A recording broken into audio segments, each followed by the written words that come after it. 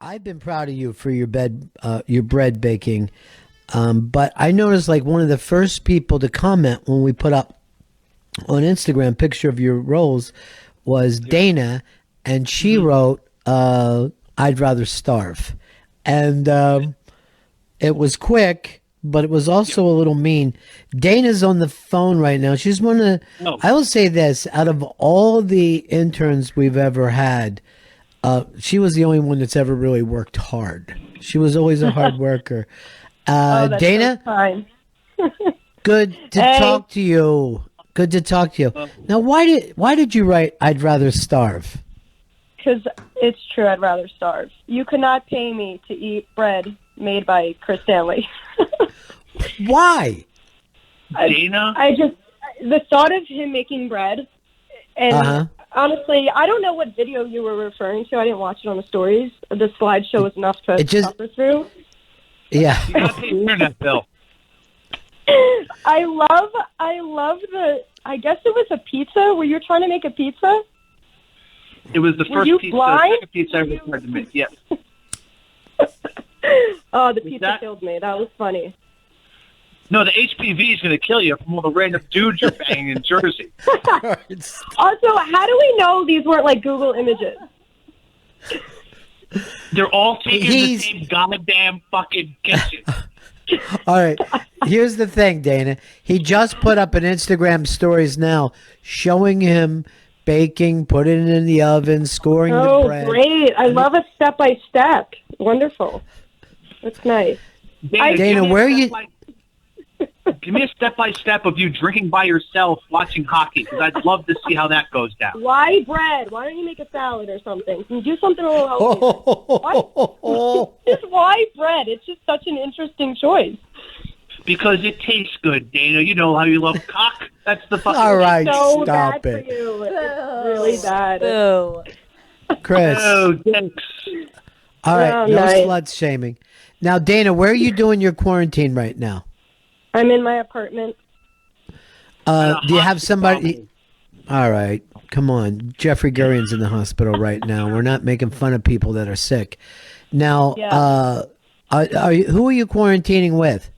I am quarantining by myself, my lonesome self. It's nice. Shocking. I feel great. Yeah. You don't have a person. You don't have a person with you during this whole quarantine? No. My roommate went home, which is nice. I have my space. And yeah, it's been really nice. I got a little cabin fever. Like, I really just want to go for a walk, and I'm just scared to go for a walk. No, I don't blame you. That's syphilis, not a cabin fever. Okay. Chris, we get Go it. make some bread. You guys fight. But I will say this, and I know you're upset, Chris, and I'm not picking sides, but when she said, "Why don't you make a salad?" that was a pretty good line. You know what I mean? We could all enjoy. Why don't you just make a salad? Well, I'll come up with some more STDs she probably has. Okay. Gail, do you think you could do an alone quarantine, or would that drive you batty? I think that it would take me all of about 48 hours until I went full Lord of the Flies. Yeah. I mean, that's where I'm at. I think I would go nuts. Yeah, I'm going nuts, honestly. It's Dana, insane. I feel gross. Why don't you have a man in your life right now? What's going on with you? You seem like you date people and it doesn't last. Well, I can't date in this climate, Ron. This coronavirus really fucked up my dating life. It's been a month. What dating life do you have? It's your personality that's fucking keeping you alone. Go make some bread. That's gonna be. I have already today. Shut up. Go make some bread. Chris, it's Dana's time right now. We're talking to her about dating. When's the last time you were with a steady person? When's the last time? Honestly, never. I'm going to be alone forever. I've come to terms with it. It's fine. Yep. I don't need anyone. I'm very independent. I'm good. I'm living life. Okay, good. You say you're living life, but you're in a single quarantine. I think it's Gail, am I wrong? I don't even know another person doing the single quarantine. No, I don't know. I know some people who are not with someone currently, but they're either with family or they're with roommates. Right. I don't know if I know anyone doing a full single quarantine. Yeah, my parents are pissed. My whole family's pissed. I mean, they've been begging me to come home, and I'm just like, I don't want to go home. I need my space. I'm very introverted. Like, my family would drive me insane. It's nice. I need to be alone. And you're just a one night dater. You don't date more than one night. I don't date. No, it's just not for me. I don't want it. And there's just no one I've liked. Like, there's no one in the market right now. Dana's the youngest spinster I've ever heard of. All right, stop What's a it. spinster? Spinster is something old people would say, like the way you hear the term old maid. Like, for some reason, like back in the 1800s, we attacked women that weren't married up, you know? Oh, and spinster okay, was one of those words. This is what back when you were supposed to be married at 15, or else people thought that you had an odd problem. Right. I guess I'm a spinster then. Now, are you at least doing your work from home? Are you able to do that? Yeah, I'm working from home. I'm working right now. Yeah, I'm doing fine. I'm doing a lot of cooking. I cook for myself. I'm gonna try to make sushi this weekend. I'm really excited about. I'm doing projects, staying productive. Good. All right, Dana. I don't know why I never figured this out before, but you and Chris should have hooked up when you both had the chance. You've been saying that since my first day I started. I'm good, thank you. She'd be lucky, Rod. Oh, no, you'd be lucky. Now, the last time you and Janelle were supposed to come in together, and you ended up going to the hospital that day. Cardiologist. Yeah, I had a heart. I've been fainting a lot, which is weird. I don't know why. So they wanted to check me out, and I'm fine. I'm fucked up mentally. Do you think it's mental stuff? Yeah, like I have anxiety and stuff. So I have like a vasovagal response. So like if I'm nervous or under pressure or scared, I faint. So I fainted in my kitchen. Yeah. Dude, you know who used to do that was Earl Douglas. And we used to call him the fainting, we used to call him the fainting goat, because there's this type of little goat. I don't know whether you've ever seen this before, Gail, but this little goat, if it gets scared, it just passes out. And if a predator comes near it, its defense is to pass out.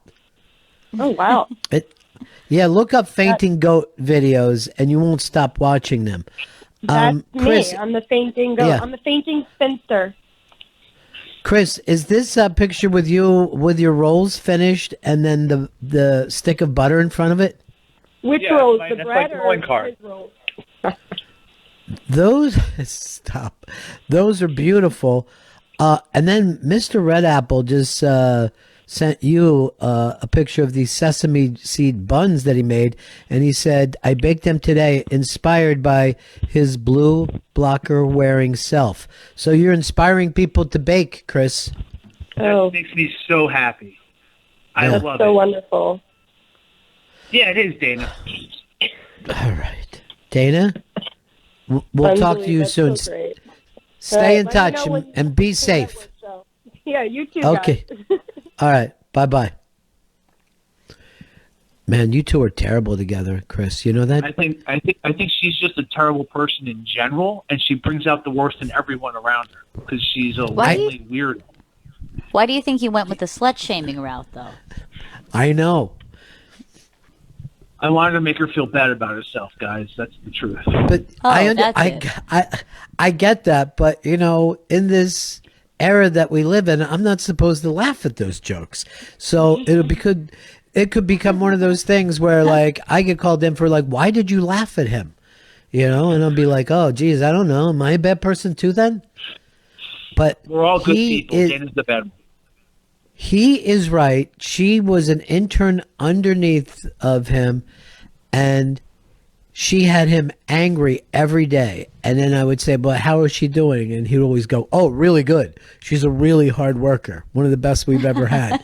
And yet she had zero respect for Chris. Zero. So they were opposites in two ways then. Guess who we've got on the phone here?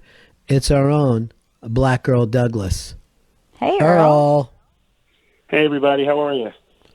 How's it going? What's going on with you? Hanging in there. Just trying to, just helping my dad out with a bunch of things. And What are you doing? Helping him load more ice cream in? You give him a ride to Dairy Queen? What did you do? No, that was a very uncomfortable conversation. But yeah, we took care of that. What way? Sexually?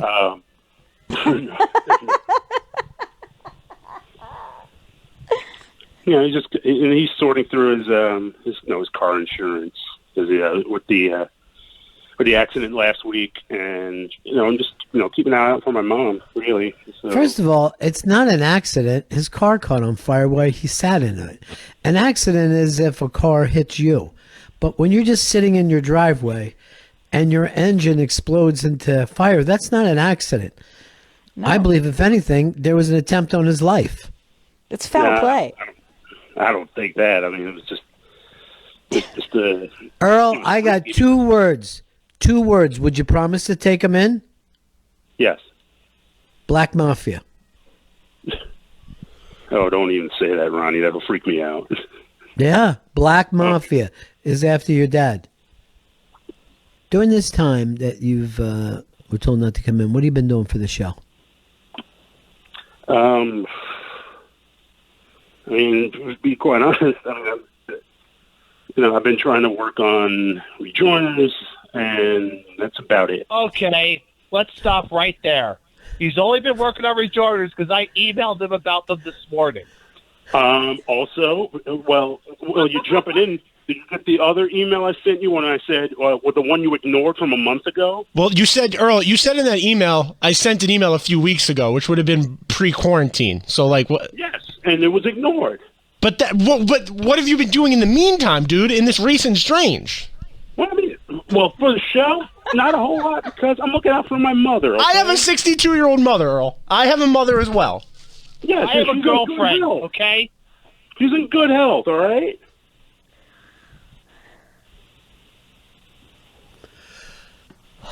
Why are you guys fighting, man? Because Earl lies constantly. He's claiming that he's been doing work for weeks. He hasn't done shit for...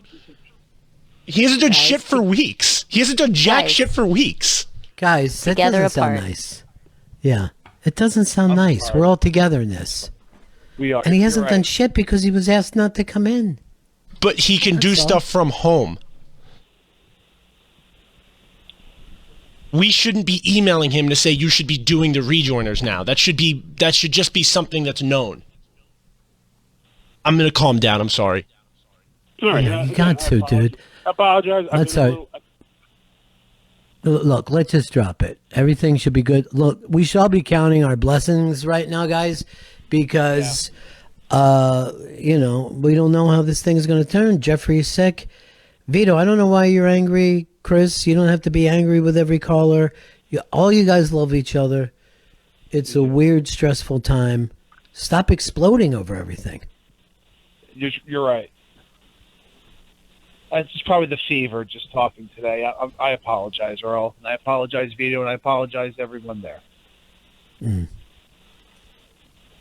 Vito, what would you like to say? I shouldn't have yelled. I'm sorry for yelling. Why were you even mad? I was just frustrated that when it was brought up that Earl was saying he's been working on something for weeks, and I shouldn't have reacted like that. I didn't say I was working on Earl, it for you weeks. did. I just said I was working on it. Okay, everything. You know what? I'm going to drop it. It's fine. It's all good. Earl's 100% right. There's no issue.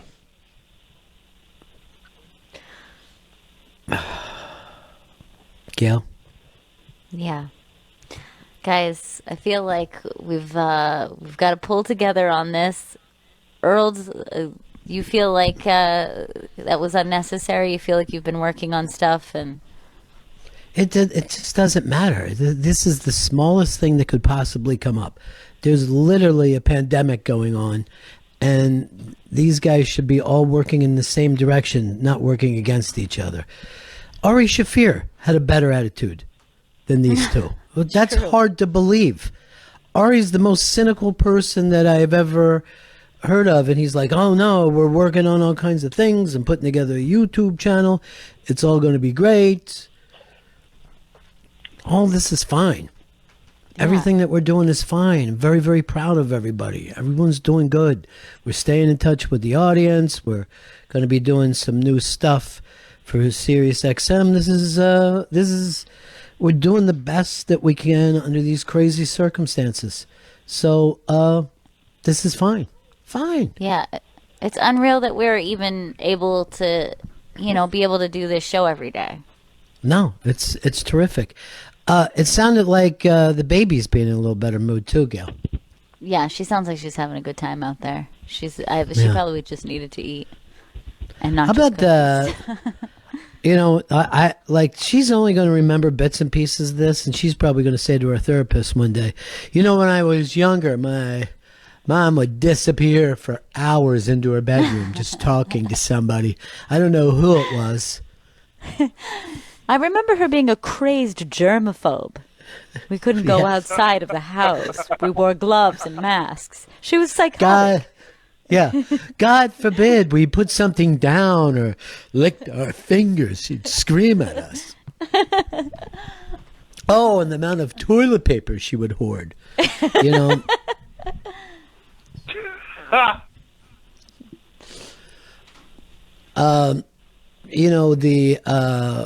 I've had said this.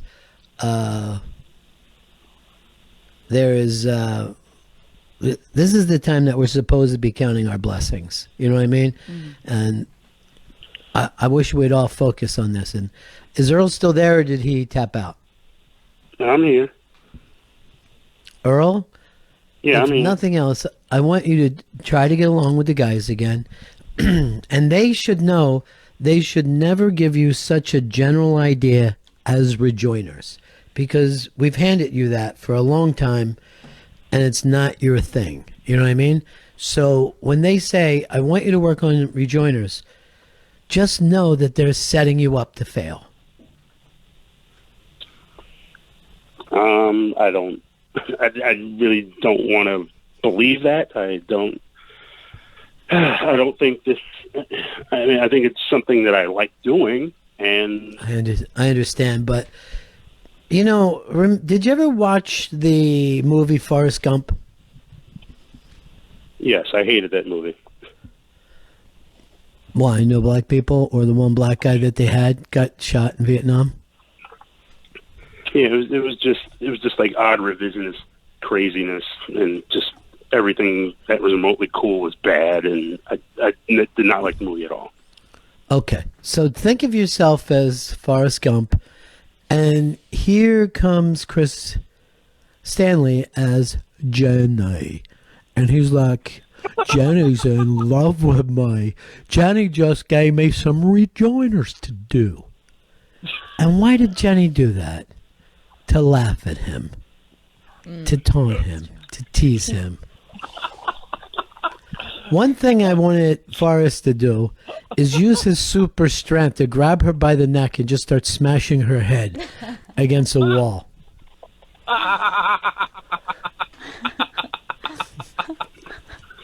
Chris sounds crazed right now. He does. He does. He's feverish, really. Oh. Sorry, guys. Yeah. All right, we're getting ready to wrap this one up today. Vito, you feel a little better, buddy? I feel good. I shouldn't have gotten mad like that. There was no reason for that. Well, you're Italian, and out of everybody here, you're sunny. You know what I mean? And the only thing, I think it's great because, you're always ready to battle. I'm just worried once you're going to get a call from your sister saying that she got beat up, you're going to be running over to Staten Island without checking with us, and you're going to get shot at the toll booth. That's my fear for you. I don't want to get shot at the toll booth, Ron. Earl is definitely Forrest Gump. You're Sonny, the hothead Sonny. Chris Stanley, we all know who he is. He's Ratatouille. You know what I mean? He's constantly... He's the little rat that's constantly cooking. Adorable. Yeah, it is adorable. Now, hitting a little closer to home, our guy, Chris Stanley, has had a low-grade fever for what, almost a week now, Gail? Yeah, about that. I mean, it's definitely about a week that since he started to feel warm and feel under the weather. And let's face it, he's never been good. I mean, he's always a little bit sick. He's never taken a healthy shit in his life. But let's go over and check on our man, Chris Stanley. Hey, guys. How's it going? Yeah, from about like Wednesday night, Thursday, I think, is when I started getting hot. And my fucking fever has been like a roller coaster. It sucks. Because on Saturday, I felt okay. And then I wake up Sunday and I feel like shit, and I just sleep all day long. It's just achy and fucking headache that won't go away, and I'm just hot. I don't like being hot, and it fucking sucks. All right. So, do you think for sure you got some measure of this flu, Chris? I mean, look, I don't remember ever having the flu in my life. I don't remember like feeling like this odd and shitty. I feel like I might. Yeah. I mean, it seems like all signs point to it. Oh, buddy. I don't know. I hope not. How has your fever been? Like, is it still high? I think it was today. It was 102. Yesterday it was 103 or 4. I can't remember. Wait. Stop it. Hold on. How many times have I checked in with you and you said about the same, but now you're telling me it was 103 or 4, which would be scary. That was yesterday. 103 or 4 is... That was Yes. yesterday. You told us that. Tylenol. I took some Tylenol and it went down. And I know, now but instead of saying, look, Chris, please, I really, really am trying to talk to you now. I need you to be specific with us. You haven't gotten through to your doctor, right? Mm-mm. Now, we're friends with Pit Doc and we're friends with Dr. Steve. Have you tried to contact them? No, I'll try to contact them today. Gail, do you see what I'm saying here? Why I'm alarmed with him? I definitely did not know his fever got that high over the weekend. I mean, that's certainly high. I mean, when we had talked Earl last week, I think we were going, some 99, 100, maybe 1 point. You said it was 101, right? Or no? Exactly true. The highest I heard, he said it was 101, and then he took Tylenol to bring it down. This is the first time, and I knew that he slept a lot yesterday. I kept checking in with him. How are you? Oh, sorry, man, I was sleeping. Sorry, boss, I was sleeping. Because we were kind of working on a project, and I'm like, no, it's fine. Sleep, lay down. But what I didn't know is that he had 103 or 104 fever. We have another friend who's running the same kind of thing. He's been sick for 6 or 7 days. It's comedian Justin Silver. So this thing, and I'm explaining to people around the country, it has hit New York City very, very hard. Chris Stanley, the reason why he never showed up with Vito is that he found out that he had, for some reason, went out to dinner with somebody who was already exposed. At a time that we were already supposed to be social distancing. As a matter of fact, maybe 24 hours into the social distancing thing, he decided to go out to dinner with a sick person. So, Chris. Yes, Rod. We just want you to give us the details as you're going along and keep us updated. And we have doctors that we're friends with that aren't in the middle of this pandemic. It might be very, very easy for you to talk to them. Yeah, I'm going to reach out to Pit Doc today, and I'll keep everyone updated on my fever. I apologize. I don't want to worry anyone. I want to feel better too, and I apologize. Chris, do me a favor. There's no apologies, no not wanting to worry anyone. Just tell us what's happening. That's all. And let's use the stuff that we have available to us rather than, how many days have you tried to call your personal doctor? 6 days? No, it was Friday and today because they don't work on weekends. At least my doctor does. Your doctor can't make a call on the weekend to somebody who is in the middle of a pandemic. Maybe there might be other people. I'm not sure. I don't actually have a large practice. I'm not 100% sure. he might also be at the hospital working on people. That's why we would try to use the people that we're friends with, Pit Doc and Dr. Steve. Now, I told you, you heard the part where I said that Gurion is home now. He says this Plaquenil is a magic drug. Wouldn't it have been great if he could have got that magic drug before he went to the hospital? Am I crazy about this, Gail? Does it make sense? Yeah, I don't know what the timing was with that drug. I know that they were running tests, so I'm not sure exactly when they started feeling comfortable enough to start giving it to people who tested positive for coronavirus. But yeah, I mean, I think that overwhelmingly we're kind of hearing that it's been certainly helpful with when they use it in the hospital. I'm hearing a combination of the Plaquenil with an antibiotic, but this is the stuff that you have a lot of friends, Chris, that love you. You're not bothering us. Please keep us up to date, okay? I will. To be honest, Chris, we're not doing a lot of anything else, so we're more than happy to get updates on people. There's not a lot to do. Good point. I'm not busy with anything. And no more having dinner with sick people. How's your girlfriend doing, Chris? She's fine, which is weird. So I don't. She says no symptoms. She's no fever or anything. The person that I got a dinner with, they were exposed to someone. So they only found that out on 2 weeks ago today, and they've been running about the same, like a 101 fever, and they've had a cough and it's all achy. Pretty much the same things that I'm feeling. Right. Well, I saw a thing with Justin Silver on his stories, and he says he's been really sick for 6 or 7 days. The body, everything. He says it hasn't gotten into his lungs. That seems to be like the big thing. And I don't think, I mean, with everything else too going on, that seems to be important, especially since you're a vapor. But there's another alarming thing here, Gail, that Chris keeps saying they. He won't say whether it's a he or a she.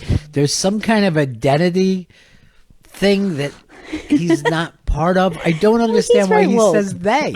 Yeah. So it was a woman. She.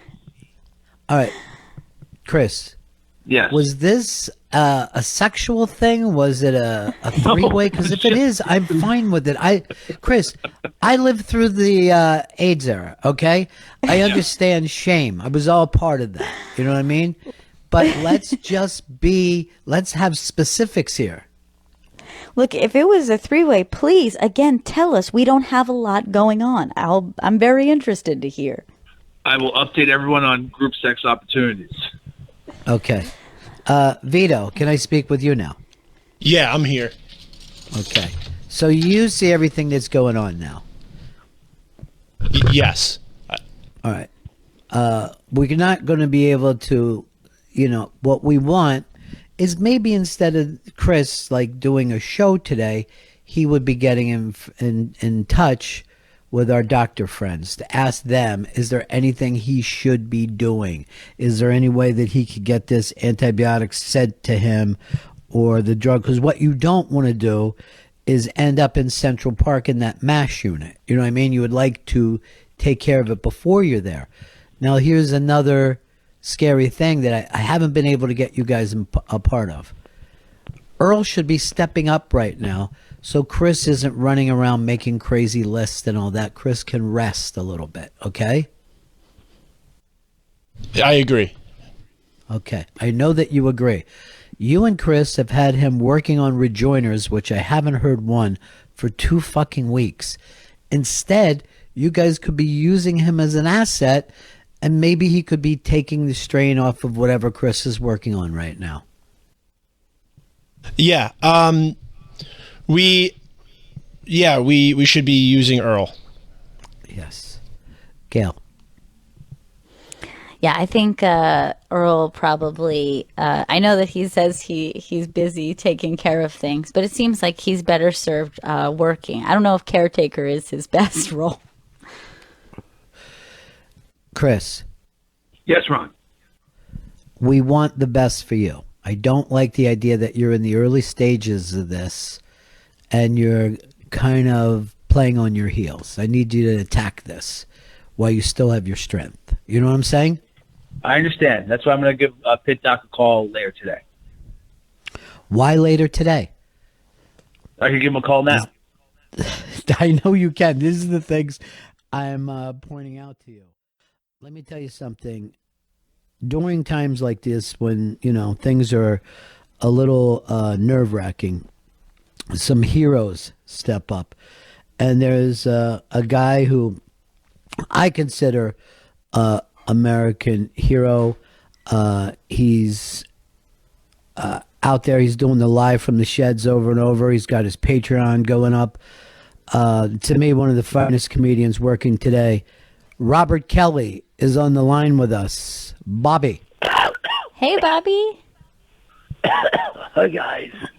Well, okay, don't do this. Hey, No, guys. Bobby. Dude.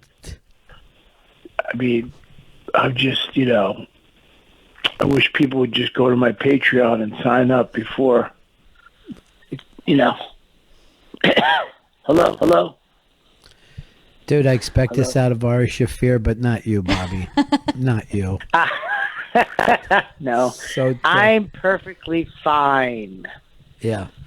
I am perfectly fine. I feel fantastic. And my child is fine. My wife is fine. She has a little attitude problem, but that's to be expected. How are you spending your quarantine? What's going on with you? Well, masturbation is out the window because there's a little child running around, and he's all over the place. You never know where he's going to be. He's like a little demon. He just appears, So that's out the window. I've been building things. I built a bookshelf. I'm building a bookshelf right now for the little boy. I am, what else am I doing? I don't know, Ron. I don't know what's happening. I don't know what's going on. I don't know what the hell. I don't know I don't know what's going on. And here's what bothers me the most out of all the things that are happening right now. Hi, Gail. Hi, Bobby. What bothers me the most out of all this. Okay, all this, losing every gig I had, losing the cellar, everything, there's no money coming in. There's nothing. Creeps with Kids is gone, blah, blah, blah.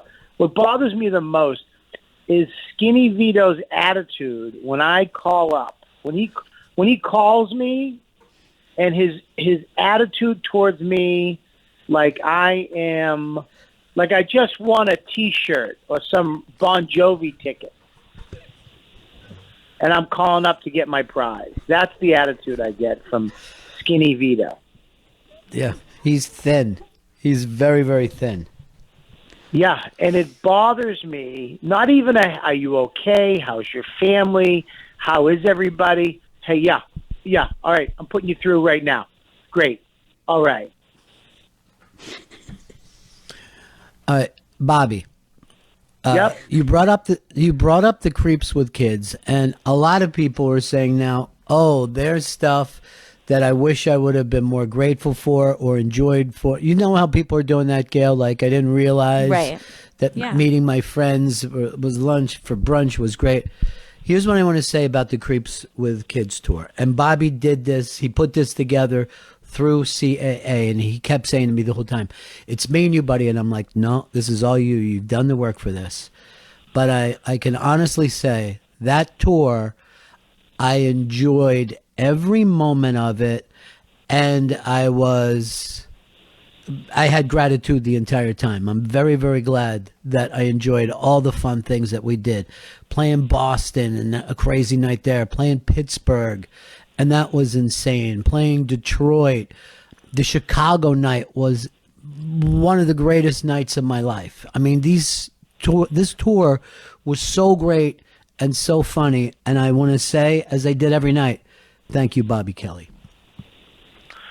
Well, and I will still say you are a huge part of the tour. If you weren't part of it, it wouldn't have happened.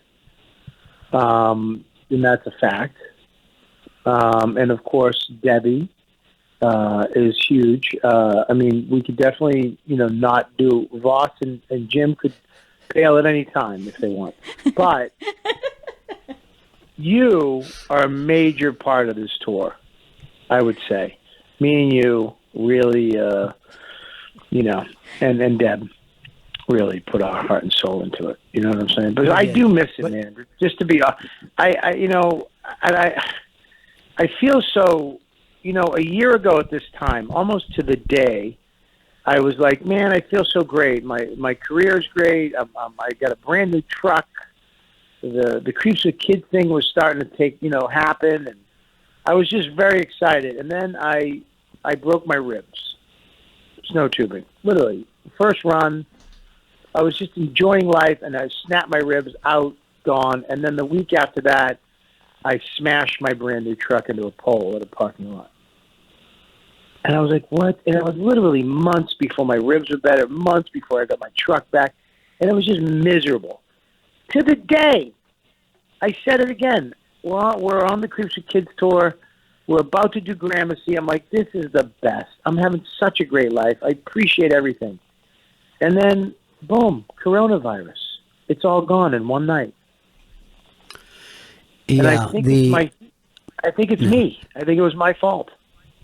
The day of, the last possible day, I mean, we have the sold out show in Manhattan, which is all you ever want in life. You sell out a theater in New York.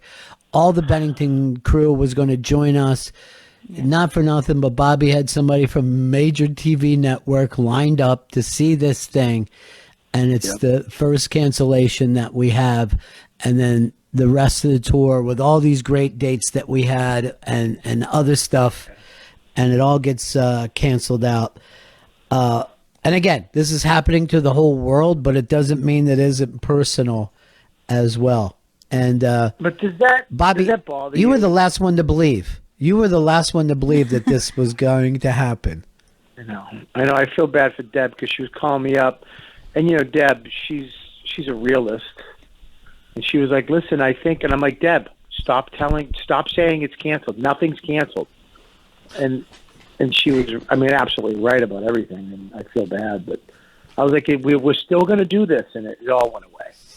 And it bothers me because on things like this, as soon as you say, poor me, everybody goes, yeah, but poor everybody. Right. Because everybody's going through this, and that kind of sucks. I wish it was just us. So that we could feel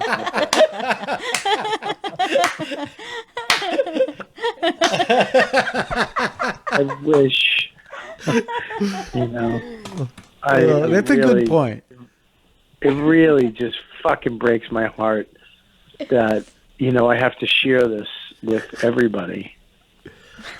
But, what are you going to do? I have no skill set. Like the Comedy Cellar was my backup plan. If the business ever told me to go fuck myself, I was going just to sets to the Comedy Cellar, and that's gone. So now, that's hard to believe. Thank God, it really is hard to believe. I can't thank. Mike Calter is the best because me and him have been doing a show every night on my Patreon. And the membership has doubled. So the fans have, joined my Patreon and, signed up for $5 or whatever, which is literally the only income I'm making. Other than that, I don't know what the fuck, I don't know what else to do. I don't know, I can make wooden spoons for people, like custom spoons. Yeah. Oh, I think that would be it. I was just saying we're always going to need spoons. Yeah, I know. Yeah, I could maybe put a little spork thing on the top, and maybe a little serrated thing on it. It could be a spork knife. Yeah, spork knife. It'll be like a knife and a spork together. All right, so this is what you're doing. You're doing your Patreon show for your creativity with Mike Calta, your good buddy, who's a great broadcaster out of Tampa, Florida, and then you're also making wooden spoons for people. Well, I could do some spoons. I could do some bookshelves. I'm all right at, stuff like that. I could do, and I also could do little tiny. They're called tin can stoves. You take a Pepsi can, cut it in half, and then put it back together, and you can pour alcohol into it, and you can cook tea and stuff in it if the electricity or the gas goes out. Yeah. All right. I don't know about all these ideas, but I surely like some of them, Bobby. I really do. Now, the thing is, you're, like I said before, you're one of the most talented comics working today. But what? I think I need you to be a little more positive. You know what I mean? I'm not used to the non-positive Bobby. Well, I'm a regular Joe now, is what they call me. I'm a regular. I was in Home Depot, and no. I'm just it's done. Yeah, I don't do stand up. I don't do stand up anymore. I won't be doing stand up probably till August or September. It looks like that. Oh, yeah. That was another thing. We had the Moon Tower, and there was all this. There was all this heat on the creeps. Yeah. Do you know that Colin Quinn's cousin? Do you know him, Tim Gage? Well, I know the legend of Tim Gage. I don't think I've ever met him. Okay, well, the legend of Tim Gage. He's actually more successful than me and Colin right now because he has a job. He's making money. Yeah. Yeah, he has like a retirement fund and all kinds of shit. Like, you know what I mean? Like all those comics that had day jobs, they're okay right now. I would say this. Yeah, I would say this. The retirement fund is not as impressive as it was 2 weeks ago, no matter whose it is. Doesn't matter if it's a 401k or something that you were doing on your own. My advice is, unless you need to look at that, don't. You know what I mean? Don't. Yeah. I'm what they call a non-essential. Right. Yeah, I'm non-essential. That's the skill set. I'm 49. I'm non-essential. No, Gail. But I'm glad you guys still have a job, though. You guys are still doing your show, which is thanks for what you're doing. Doesn't sound that way. You still have money. I mean, you still have money coming in. You still have a lot of money. Like you have money coming in, supporting everybody, right? Right? Bobby, that doesn't really matter right now. The thing is, we're all in this together. No, you know what I'm saying? No, but money does matter right now a lot. It doesn't matter maybe this week, but the week after or the week after, it starts to matter. But you guys still have a job, correct? Sure, Bobby. I mean, 5 days a week, right? Sure. Yeah. So Sirius is still cutting checks? Bobby, none of that really matters to anybody. You know what I mean? We're all in flux. I don't know if we're all in flux. I don't feel like this is the Bobby Kelly who has been our leader all this time. You know what I mean? It's become a lot sadder. And, Chris Stanley has this. You know that he's got the corona, right? Jeffrey Gurian has the corona. Justin Silver has the corona. And I saw you not too long ago. Maybe it was on the Comedy Cellar podcast going like this. Look, nobody we know has this. He's still trying to deny everything. But a lot of people we know have this, Yeah. And they're not going down to acting. You know what you should do? You should follow like Karen Feehan and exercise with her. Yeah, no, that's what I should do. Yeah. I should exercise with Karen Feehan. Here's one good shiny thing. Ready, Ron? I went under 300 pounds. Yes, I love it, buddy. That's good. 297 for the first time in 3 years. Fantastic. So I'm so fucking proud of you. how is that? Is that a good thing? That's a wonderful thing. Positive? Yeah. It's because I don't have money for food, but it is working out. So I guess there is a shining light in this that, you know, the money that I would have spent on food, now I can not spend and have and lose weight. So this is good. Well, right? Bobby, yeah, this is wonderful. I'm going to check in with you later. Maybe, you know, you're going to feel a little more optimistic. Right. No, And I really do feel optimistic. This is all going to work out.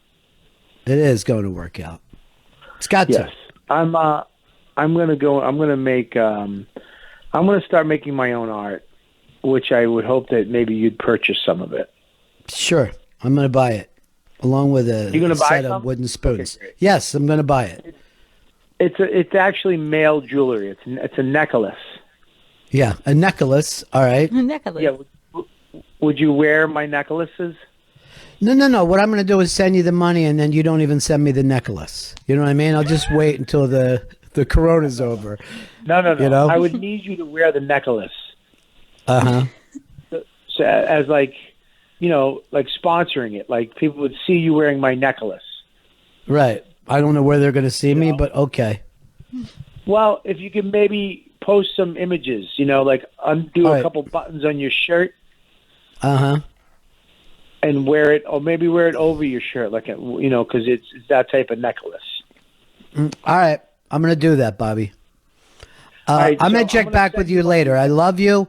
Tell everybody how to do your Patreon. Yeah. Patreon.com/Robert Kelly. Mm-hmm. That's how you get to it. And then you sign up. Me and Mike Calter every day. My YKWd, live from the shed. Irish Shafir's up there. Ron Bennington, I did one with you. Yes. Gail, when this is all over, I'd like to do one with you. I'm in. You're in. Yeah. And, you know, and if hopefully Chris makes it, and Jeffrey Gurian, I pray for them seriously. I hope they feel better. And of course Justin Silver, who I pray for too. You know, I hope that he gets better, and I hope they feel better soon, because I really do love all those guys. Okay. Talk to you soon. All right. Peace. Love you, Bobby. Bye. All right. Let's. Boy, I'm not used to that, Gail. I'm not used to. I'm not used to Bobby in that place. That's not the guy I wanted to have on the show today. You know, I wanted happy. not We normally- can do this, Bobby. Yeah, he's not normally negative Nancy type. All right. Let's break here. We'll be back. Bennington. Hey, Veach, do you have the birthday boy? He's been getting going him right off now, I mic a lot. believe. Yeah, I know he is, but what I wanted to know is, did he get him? Did he get the Yes, we birthday? have him now. Oh, ladies and gentlemen, this is the only living person who made it through the Spanish flu pandemic, and now this one. He's the oldest living American. Fez Whatley, everybody. Happy birthday, guy. Hey, Bessie! Thank you, but that's rude with the Spanish flu comment. I was You- just you a got it. baby. Yeah, you're just a little infant. This is what has me. Yeah, you were just I never said you caused it. I was just saying that you did both. Now, Gail, this is the sad thing. As you know, I've been putting together a party for Fez. I had a I know. giant party lined up for him. It was a surprise party. And I had all of his friends invited. There was going to be a celebrity band there. Leonard Skinner I had ready to play for him. I had a giant cake, and then a gay stripper was going to jump out. Oh, cool. Man, Yeah, and then I was going to yell, Fezzy, go ahead and lick him dry. And we would all go crazy while Fez was licking the gay stripper. And then I was going to present him with a worldwide cruise going to Italy, France, London, New York City, and China. My favorite countries. Yeah. The accents are fun. And now that's all, if you look at it, that's all the hot spots. So I had to cancel everything. And believe me, I didn't get my money back either. Took a bath on this one, you know? That's so sad. Yeah. Oh, I don't get to lick anybody today. No, not today. But I am sending you some fruit that looks like roses. I don't know. I just saw it online. It looks kind of fun. Well, Fez, how you holding? Down and enjoy it later. So you're not going to have a party today, right? No. The only thing we were thinking of doing is, since I'm diabetic and in honor of Earl's mother, we were going to have an ice cream social here at the house, but even that's off. Oh my God, that I had a conversation with Earl yesterday that if you couldn't catch Corona by choking somebody, I would have done it. I would have ran over to his house and started choking him. He's a little on the frustrating side. Fez, I got to tell you this. So I'm very concerned about Chris Stanley. He's got the fever and everything. And yesterday, Chris made up a song that made no sense and then sent me an email that made no sense. I'm like, I need him to get some rest. You know what I mean? I don't want him pushing himself while he's got the coronas up, even if it's a low-grade case. So I call Earl. I go, we haven't even seen you. You haven't called the guys. And, you know, you're not doing anything. I need you to just take some of the stuff off his plate. And Earl's like, I'm sorry. Stuff has just been so weird around here. I'm like, Earl, it's a fucking worldwide pandemic. Everybody, you know what I mean? Everybody is weird right now. You just have to work through it. He goes, I just didn't want to bring anybody down by bringing up my stuff. Oh, fuck. Oh, he doesn't understand how the whole world is weird. It's not just you nut bar. Yeah, we're finally on his levels. We've entered Earl world. So, I was actually calling, too, to see if you could do me a favor. After yesterday, I need you to change my Instagram story vote on Quarantine Mates from Bobby Kelly to Rich Voss. Oh, God. You heard Bobby, right? Oh, my gosh. He sounded so confused. Ronnie, he sounded like one of the people that I was in the Nut Hut with. I think I'm back in Four Winds Mental Hospital. Four Winds. Remember, we used to call it Fart Winds. So, how are things there at Fart Winds Mental Hospital? Living up to its name. By the way, none of the mental hospital stuff ever worked with you, not even once. Oh, no. They couldn't even get close. They didn't put a dent in it. That's because you're Bob Wiley. You outsmarted them all. Yeah, he did. Yeah. I know the first time he went in, he was like, I got these guys believing everything. I'm going, Fez, that's not why you're here. You know what I mean? Like, you haven't been Baker acted. You went there to ask for help. You know what I mean? To see. And then he's acting like, yeah, I would love to watercolor for you right now. And I'm like, it's such a weird experience because you just want in to get the help. And once you're in, all you want is out. Yeah. I left him some shoelaces in case he wanted to hang himself. That reminds me, I need to call my old roommate Donut. Just see how he's doing. Check in. Donut, the large black man who I woke up and found staring at me over my bed. I remember. He was like, he goes, Ronnie, I go to visit him because, like, Ronnie, I think this guy is going to kill me. I'm like, well, this isn't stress-free. You know what I mean? We're not getting rid of the anxiety now. We've amped it up. Yeah, they've taken it to an 11. You know, I was thinking about this whole pandemic thing, and I was thinking, how many times was Fez sure that an airplane was going to crash, and none of that came true. You know what I mean? Like, all the times he thought he was going to die, none of it came true. And here he is, a heart attack, diabetic, elderly woman in the middle of a pandemic. You know what I mean? Like, yeah. Now I can't even say to him, "Oh, stop it! You're worrying about nothing." Yeah, now a flu bug's gonna get me. It's unbelievable when you think about it. You know? Yeah, they said yesterday that the corona cases in Florida are doubling every 3 days.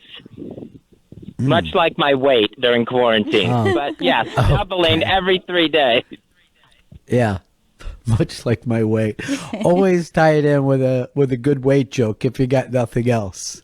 My big fat face. Kiss my large hiney. Now, Fez, I know that the Florida, they said, I think it was Florida and Arizona have been blowing this up like it's nothing more than any other state.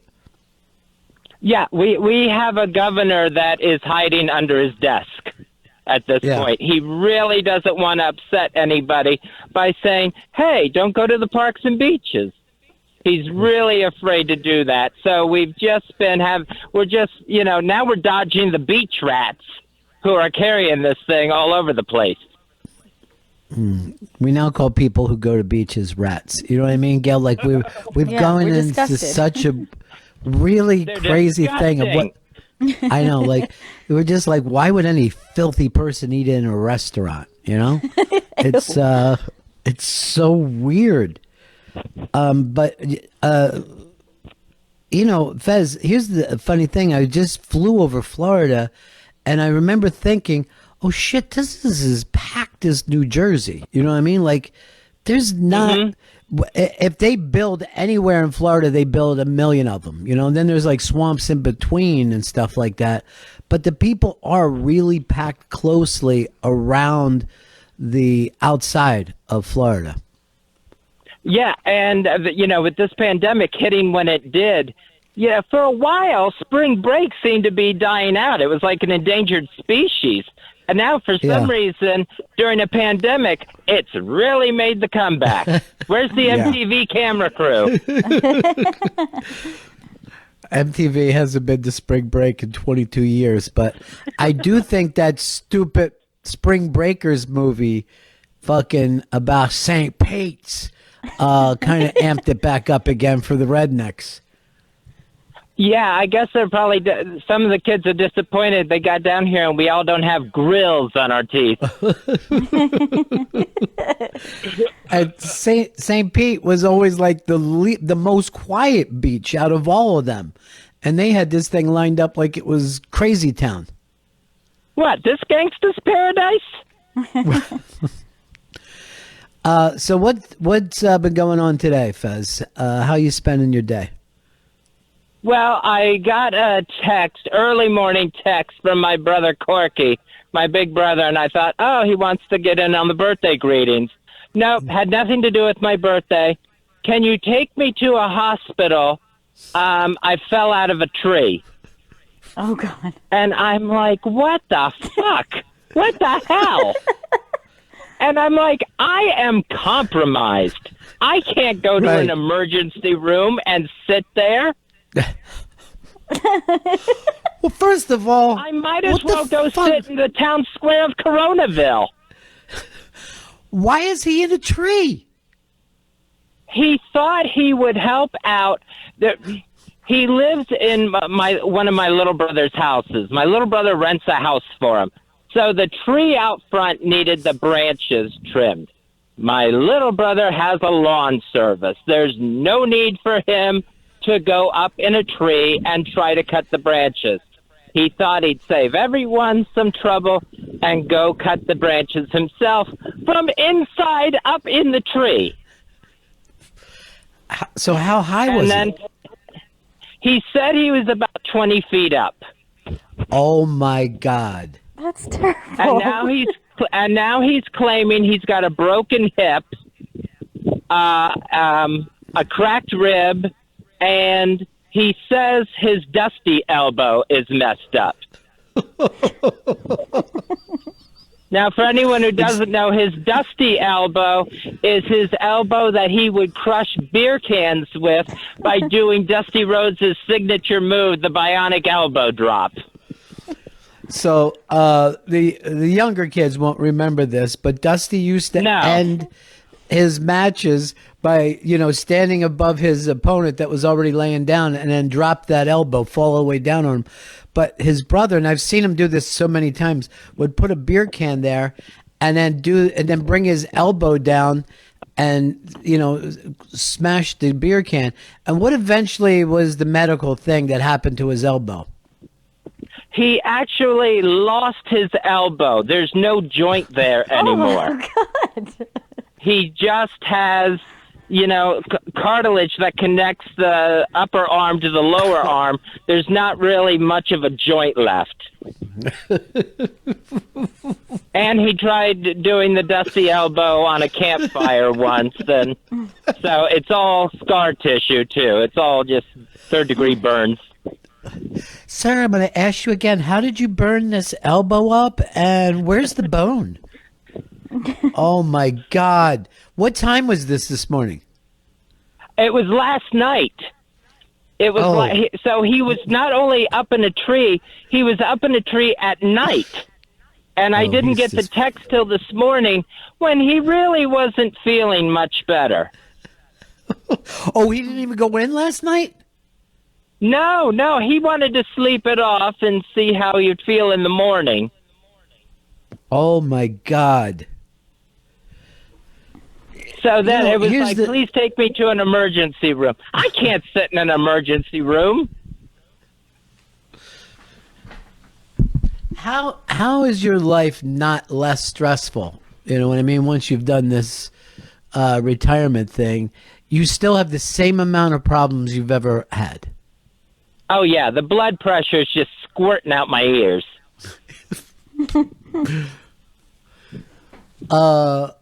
I think I'd go over and check that tray. I got $5 that says you're going to find a kite in it. I think he was trying to get a kite back. I wouldn't doubt that Charlie Brown was trying to retrieve his kite. Oh, the redneck Charlie Brown. Fez, it was almost the Florida story in New York yesterday. If it wasn't so sad and scary, it would have been hilarious. But the hospital boat that was coming up the Hudson River yesterday, right? And as it was pulling into dock, all these people came running out of their apartments to run up and watch the hospital boat come in. So now you have people gathered to see the hospital boat, and by gathering, they may end up in that hospital boat later. What, is this 1912 when we've all gone to the docks to see President Theodore Roosevelt return? It does. It had that feeling, it's and that like boat looks that old too. Voyage party. That is so weird. Yeah, the mayor of St. Petersburg, Florida, he had to come out on TV with a special announcement saying, I left the parks open so that people could get exercise. They could jog and maybe let the kids go run around. I didn't leave them open so people could have cookouts and picnics and gather together. Hilarious. So stupid. It's so damn stupid. And the sheriff is running an ad now, the county sheriff, saying, oh, this is perfect for this area, saying, giving a Crime Stoppers number out, a special number. If you see people congregating, report them. And there's some old lady in Clearwater who has been reporting people that are congregating for the last 20 years. You know what I mean? She's like, I told you this was going to happen. Ma'am, that's a black church, okay? That's not a congregation. No, they're not starting trouble. Now, the thing is, too, Fez, there was, I think, a mega church in Tampa where the pastor got fined because he had like 1,000 people or something in his church the other day. Sunday. Crammed everyone inside.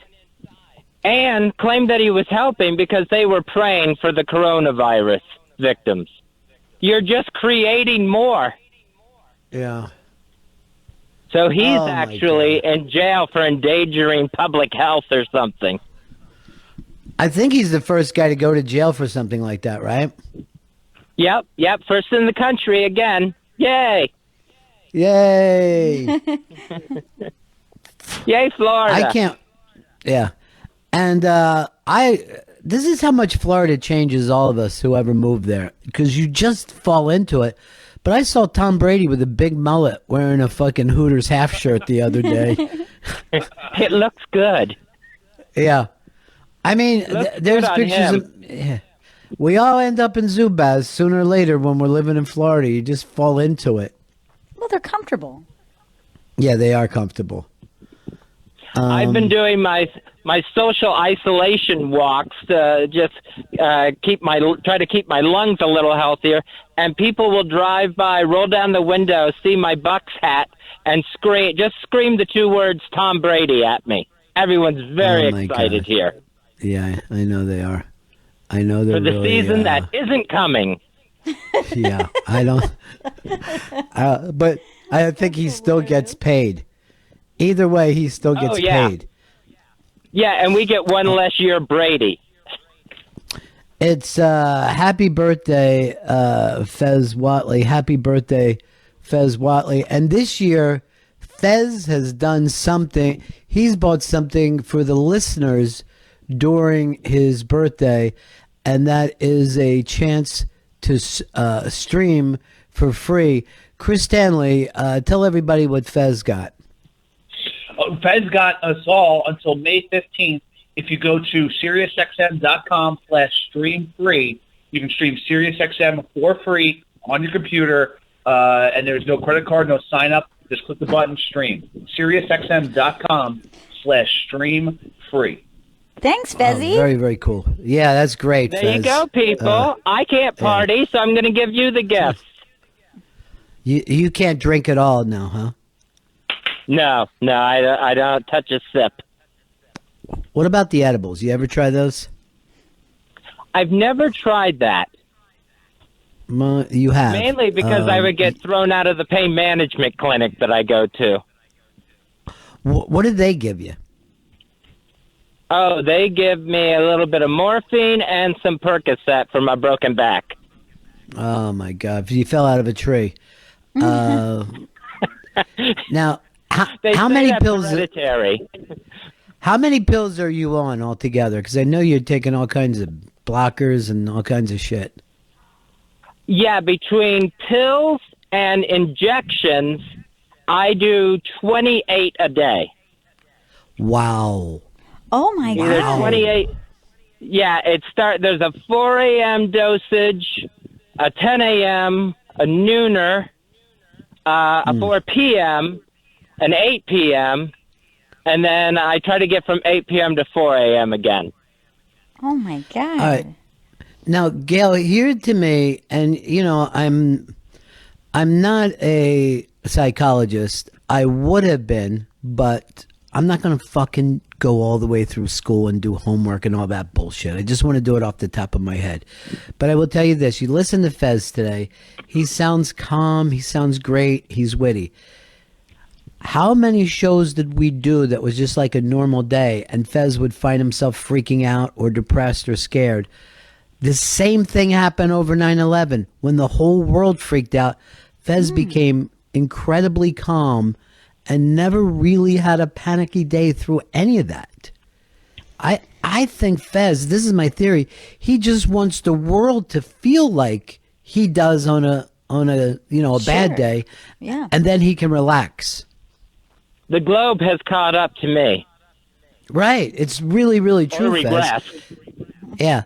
Because I check in on him every day to go, oh, man, I hope he's handling it. And he is. He's like, yeah, I'm okay, you know. My mom did this. My sister did that. You know what I mean? Like, he just has, like, regular annoyances, not the pandemic fear. So weird. So weird. I think when Fez, problems get too big for me to even comprehend, then I just don't understand them. I think that's what it is. You just let it go, and you get very, very calm. I remember Fez was a rock through the entire 9/11 time. A rock. And, then when things got back to normal, he's like, I don't know, I'm feeling pretty shaky. I'm like, what? We're out of it. Now, who took your brother? I mean, I'm glad that you did not take him, Fez. I really do want you, because you're on 28 pills, all the heart stuff that you've had, the diabetes. I really do want you to stay literally inside. But who took him to the hospital? It was his buddy E.T. and his wife Ethel. So this is, yeah. So this is a couple that my brother has known for years. Him and E.T. are hunting buddies, but E.T. is, I would say, in his 80s. Has to be in his 80s. Right. So he's dragged an elderly couple into the emergency room. Oh, God, no. Ethel, get the truck warmed up. I just got a call from Corky. Fell out of the tree again. Again. E.T., you know we can't go riding all the way over there. You're 80 years old. You're compromised, son. And by that is probably her actual son. And they're married. So I guess you can't even eat cake today. You can't do any of the birthday stuff. No. I think I'm going to go nuts and have an orange. Okay. Wild man. Okay. Yeah, he is. He's out of his mind. Some natural sugars. Fez Whatley in the middle of the pandemic, and it's not even on the top list of the weird Florida stuff going on in his family today. I know. And Fez, you think your 40th is going to be a big deal, too. Now, this is always another interesting thing about Fez, is like you think he would be nervous for Chris Stanley, but doesn't bother him at all. Somebody else has the corona. Doesn't faze him. And I'm not even making this up, Chris, so I don't think I'm speaking out of, now that there's a pandemic, I'll just say this, that yesterday Fez and I are talking, and we talk about Chris, and Fez, you referred to him as an asshole, and you were mad at him for getting himself in this situation. Oh, thanks, Fez. Yes, for going out to eat with people he didn't know from foreign countries after we were told to stay indoors. It was in my house, and there were upstairs neighbors. They're from America. But why would you have... I met your girlfriend. All right. Why would you have someone over to have dinner? The whole thing about this is to stay apart, Chris. Yeah, a lot of people aren't staying apart, and I learned my lesson. I learned my lesson early, and now I'm paying for it. We get that you learned your lesson. You're paying for it because you're queasy, but a lot of people are in the hospital at this time. You know it. And then, what was this great dinner food? I think we just had like pasta or something. I can't even remember at this point. It was just, I know that there was a lot of wine. That's for sure. I think they were passing around the fucking peace pipe, if you know what I mean, Fez. Oh, he couldn't resist. Yeah, they were holding. Yeah, holding. Look, but didn't you believe the governor? Didn't you believe the mayor when he said, don't congregate, stay 6 to 10 feet apart? Yes, I believed him. It was just an upstairs neighbor. That's what happened. I fucked up. It was the fact that it's an upstairs... There's the force field over your building. Thanks, Fed. So I don't think that I'm giving too much away by saying that the shock, the way my head snapped back, because I'm literally concerned about Chris all the time. But to hear him referred to as an asshole, and I hope he blah blah blah, and I'm like, Fez, I can't jinx Chris at this time. Well, I'll just be furious if something bad, really, really bad happens to him. Well, why are you calling me an asshole? Because it was an asshole move.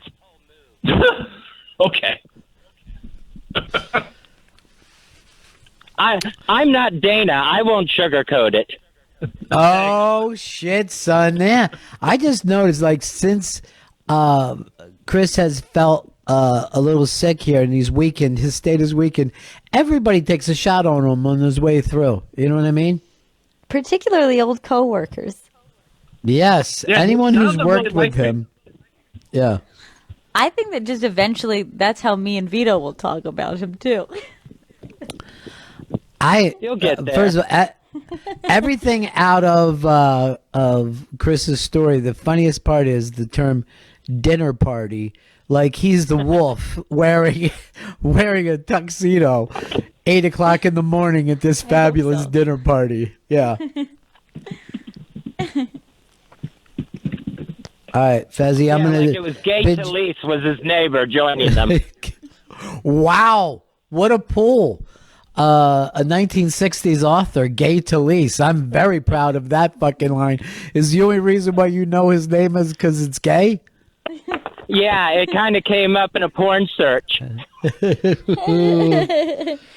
The two people that I always see all dressed up every day in my neighborhood was Gay Talese and that white-haired fashion guy. Do you know who I'm talking about, Gail? The Karl famous. Lager?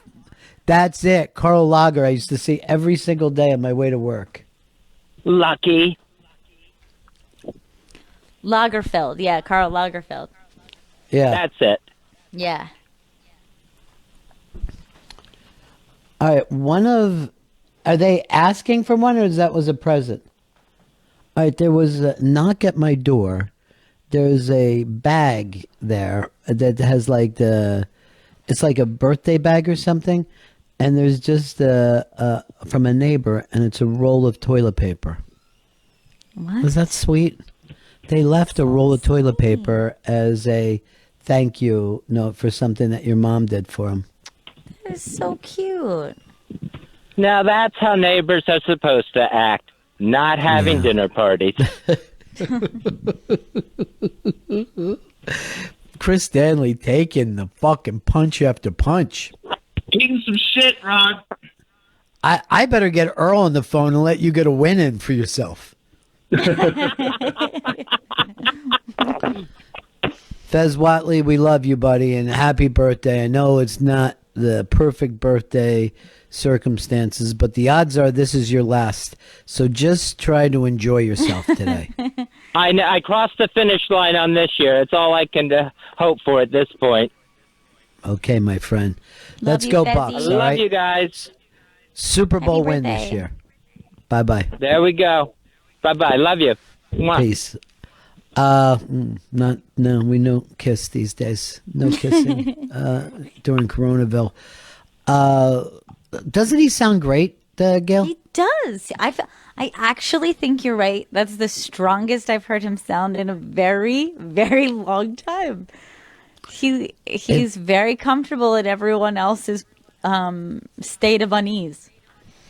Yeah. And again, I've got to go back to like 2002 when, after the September 11th attack, for the next 4 or 5 months, whatever it was, he sounded and felt great. And then we went to D.C. We were living in Fairfax. And oh my God, the crash that he had there. Yeah. The crash that he had. Yeah, that was the worst. If ever I write that book, I'm going to write about my life. I bet this. I already have the title. You'll never make it through this book. It's so fucking dull. It's going to be the name of it. But that was always surprising to me when we went to the sweet suburbs, and I mean, it hit him like a hurricane. It was heartbreaking how bad he got there.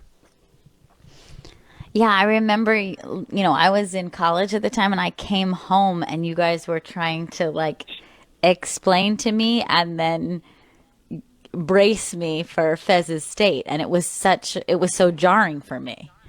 Yeah. To see him so different in such a short period of time. Yeah, it was like literally when we got there. And now here we are, global pandemic. He's fine.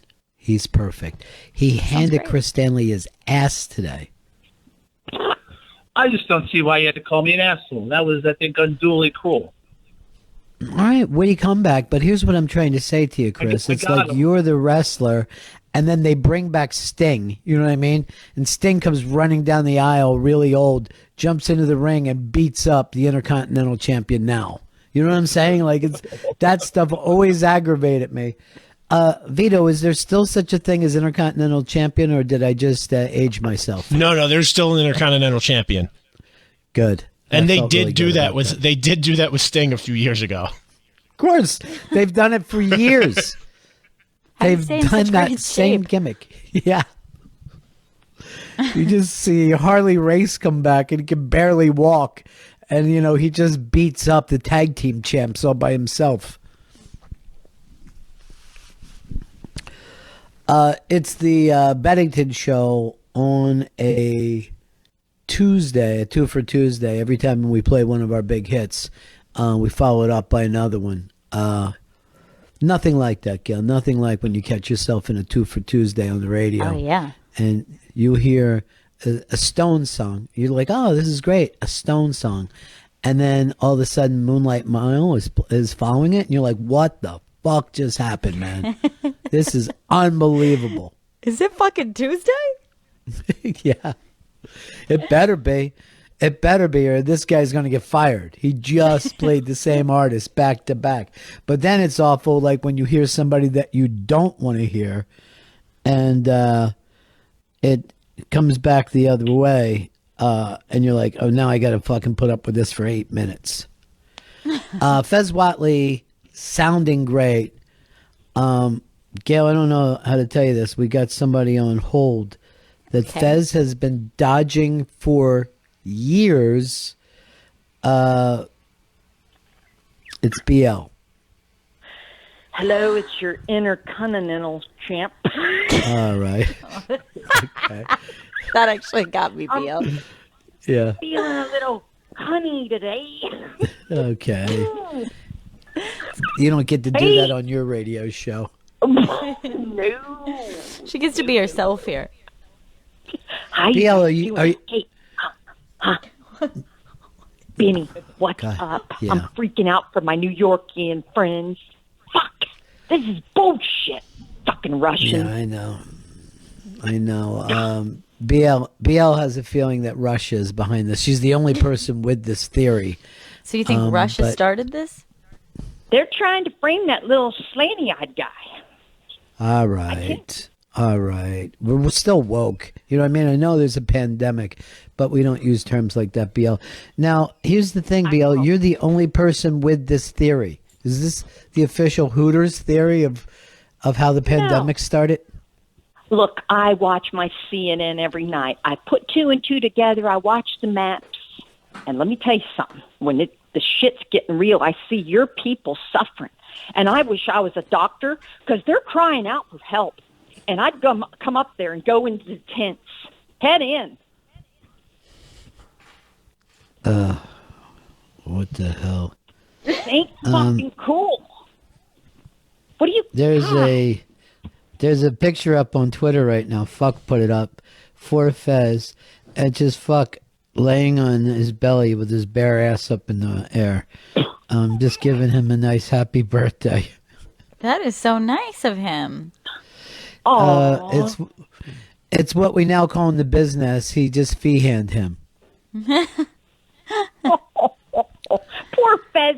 We've been practicing social distancing for 40 years. When's the last time you talked? By the way, I'm going to get a note from Fez about how furious that he is that you followed up his phone call with a phone call of your own. What's the last time Fez has talked to you? How far back are we going? The last time I did your show in 2017. Really? Never talked to me. Yeah. Yeah. How does he get to do that? How does that work out? How can I get on that trip? What? You need to come back here to Florida and be with the Tiger King princess. All right, stop calling yourself that. You just because you have the same haircut as him.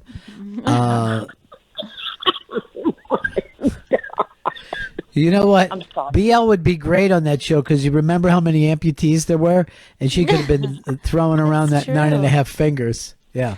But you know what? I think you're also pretty enough to be one of Doc's wives. So. Oh, nice. Yeah, one of the harem. Mm-hmm. Yeah. God, can you imagine all the funk in that place? I bet they had to get on the cage with a ball gag in their mouth and count to 10 backwards. Get it up to booty. Round the world. Round the world? Now, Gail, have you noticed that BL is sounding more and more like the ant in the Vacation movie? Clark!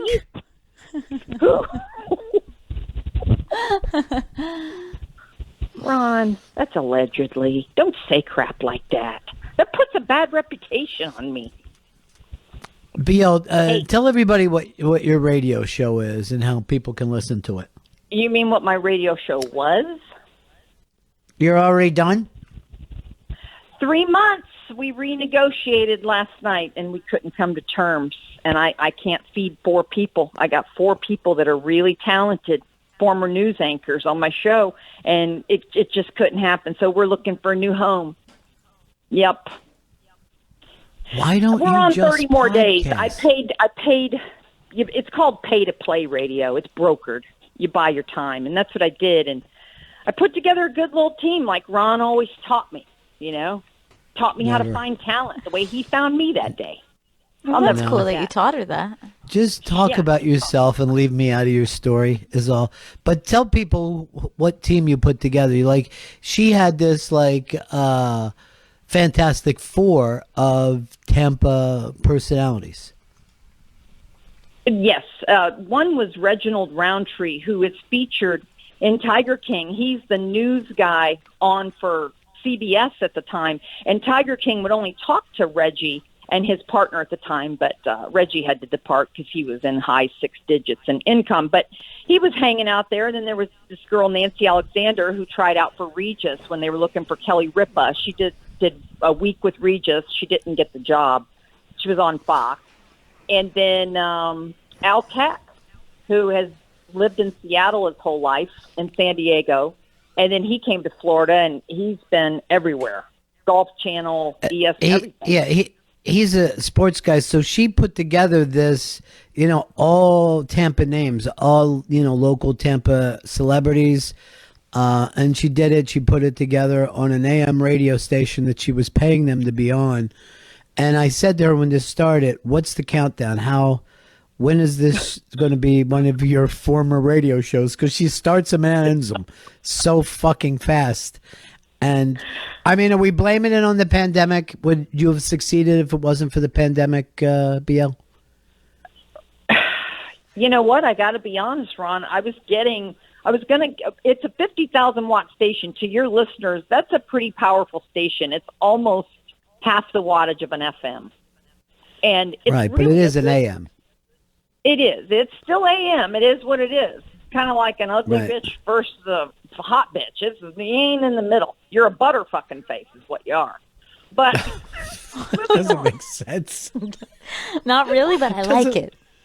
It doesn't make sense. You're a butterface. Hey, we used to have the governor with the Navy hat, Ron. Your hero, Mr. Navy fucking hat, bald man. All right, that means nothing to anybody. Diverse. So anyway, I finally told my boss, I'm sorry. These people didn't want. They all made allegedly between $300,000 and $500,000 a year, all of them, in the height of their careers. I put them together because they were just laying out there for dead, and I knew they were talented. So we put a 4-pack together. Today, our show was just hysterical. So since I did pay to play the radio, I get 30 more days, and you guys know in the real terrestrial radio world, you don't get to say goodbye. You get the finger at the door like, come here. Oh, that plug got pulled. Yeah. Just like her tampon Uncle Tooey took out when I was... All right. All right. Now, here's the thing. Uncle Tooey, he pulled it out with one tooth. That's talent. Okay. Now, here's the thing, BL. It's because you're not an employee. You're a customer. Yep, you got it. The guy isn't your boss. He works for you. He should be getting you stuff. He owns the station, Ron, and he owns the license. So I have to protect that. Why? But he did not make me take down my social media that said, thank you, everybody. We'll be leaving in 30 days. So we're going to try to do something like Twitch or YouTube or do something inexpensive. I got to rest because I paid a ton of money to be on 3 months. Crazy money. So it's okay. We're really great together, and I'm proud of myself. And Ron, it's everything you taught me. Keep your it's nothing I head taught down and keep moving. No. That's the way you always taught me. No, well, here's the thing. I would have taught you this if you ever listened to me. You don't pay them to go to work. You don't pay to go to work. You get paid to go to work. I know. I screwed up, Ron. 40 years later after knowing you, and I just saw that little picture of you and Gail and the family at a wedding that I took with my Polaroid cube that flicked me in the head, gave me a sternie. And whose wedding was it? Oh, it was somebody in the company that you worked for in Florida. It doesn't matter. It does matter because I think that it's a lie that you saw a picture. I just have a feeling that you didn't. Oh, I did see the picture, and there's little Gail with you family members. You know, it was so cute, and I'm like, I took that picture, and the look on Ron's face is so proud with his arm around Gail. She's just a little doll. She couldn't have been more than 4, 5, 6 years old. Now she's got by the way, baby Juju. We got to protect. Just please shut up. Please. We do have to protect her, everybody. Yeah. God love now her. She got her own little Juju. Got to keep Uncle Tooey away from her. Gail, I gotta hear a text from Fez. He's furious. He feels like his birthday's been ruined by BL. Him. And don't say that on his birthday. Let this be a nice day for him. And then he said, he goes like this: once again, the old bag of bones is lying. I retired in 2015, so she couldn't have talked to me in 17. Could she once tell the fucking truth? Oh, I'm gonna drive over there and whip his fat little ass and shove a birthday candle up it, because I'm telling you, I know the truth. No. Why can't Fez and I just get along? This is worse than Double J, Jeff Jarrett, and Hogan. I remember that. Of all the feuds. I don't even think Vito remembers Double J, Jeff Jarrett. Oh, he had a cool walk. Skinny, limp dick, fuck, pencil dick. All right. So that doesn't make sense. I've got a razor tongue. I apologize. Yeah. Hey, I'm getting some tuna tacos at the takeout tonight. They seal it. They put a cocktail. I'm thinking Long Island tea with a topper. They seal the bag. Boom, I'm home. Now, do you notice? What is she talking about? Up north, they ruined our state. Now our governor's flipped out. He's hot as shit. I'd bang him. And he's just so mad. Just relax for a second, BL. You can't complain about people coming there. You're a tourist state. All you've ever wanted in your life is tourists. They weren't turning people away from spring break. You know what I mean? They weren't going out and stopping people from doing it. So the finger pointing doesn't make sense to me. It just doesn't make sense. You can't suddenly blame these kids who come, because if they didn't, you guys wouldn't have any income there at all. You live off tourists. You're exactly right. New York City is the same way. Yeah. It is. But can you imagine driving by the Phillies and all the Philadelphians come down and they wait for spring. I usually call your show. I drove by. Never. I searched for a player. They're nowhere. And Ron, you would have the biggest tear in your eye to not see the Phillies hype of that city that comes here, and all the spring training. Well, just stop for a second. Why do you act like that? Everything is closed, BL. Not just spring training. Everything in the country is closed. I know. There's no reason to be shocked that the Phil's spring training is not going on. I know. I'm so sorry for everybody. I just wanted everybody to know how heartbroken I am, what you guys are all going through, and all the first responders and stuff. I mean, it reminds me that time Fez and I were on there and we did this segment about this emergency story. This guy accidentally backed into a doorknob and it went up his butt, and he had to go to the emergency room, and the firefighters had to take a straight saw and cut that around, and he took a 12-inch by 12-inch door, arrived at the emergency room with his ass in it, and it was under his trench coat. Now, that's what we have defending our country right now. What is she talking about, Gail? So sad. What is this crazy you put a old doorknob up your butt? All right, there's a pandemic going on, okay?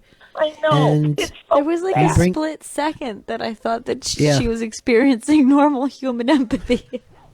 I know. There for a moment. Now, BL, I'm going to tell this story. I mentioned this to Gail, but I'm sitting there last night, and I just hear this roar out my window. I open up my window, and the entire city of New York is clapping and yelling out their windows for the health professionals that are taking care of their friends and neighbors. And it went on and on and on. And you just hear this cheering and people yelling, thank you. It was a thing where you get so much of your life, you're mad at human beings.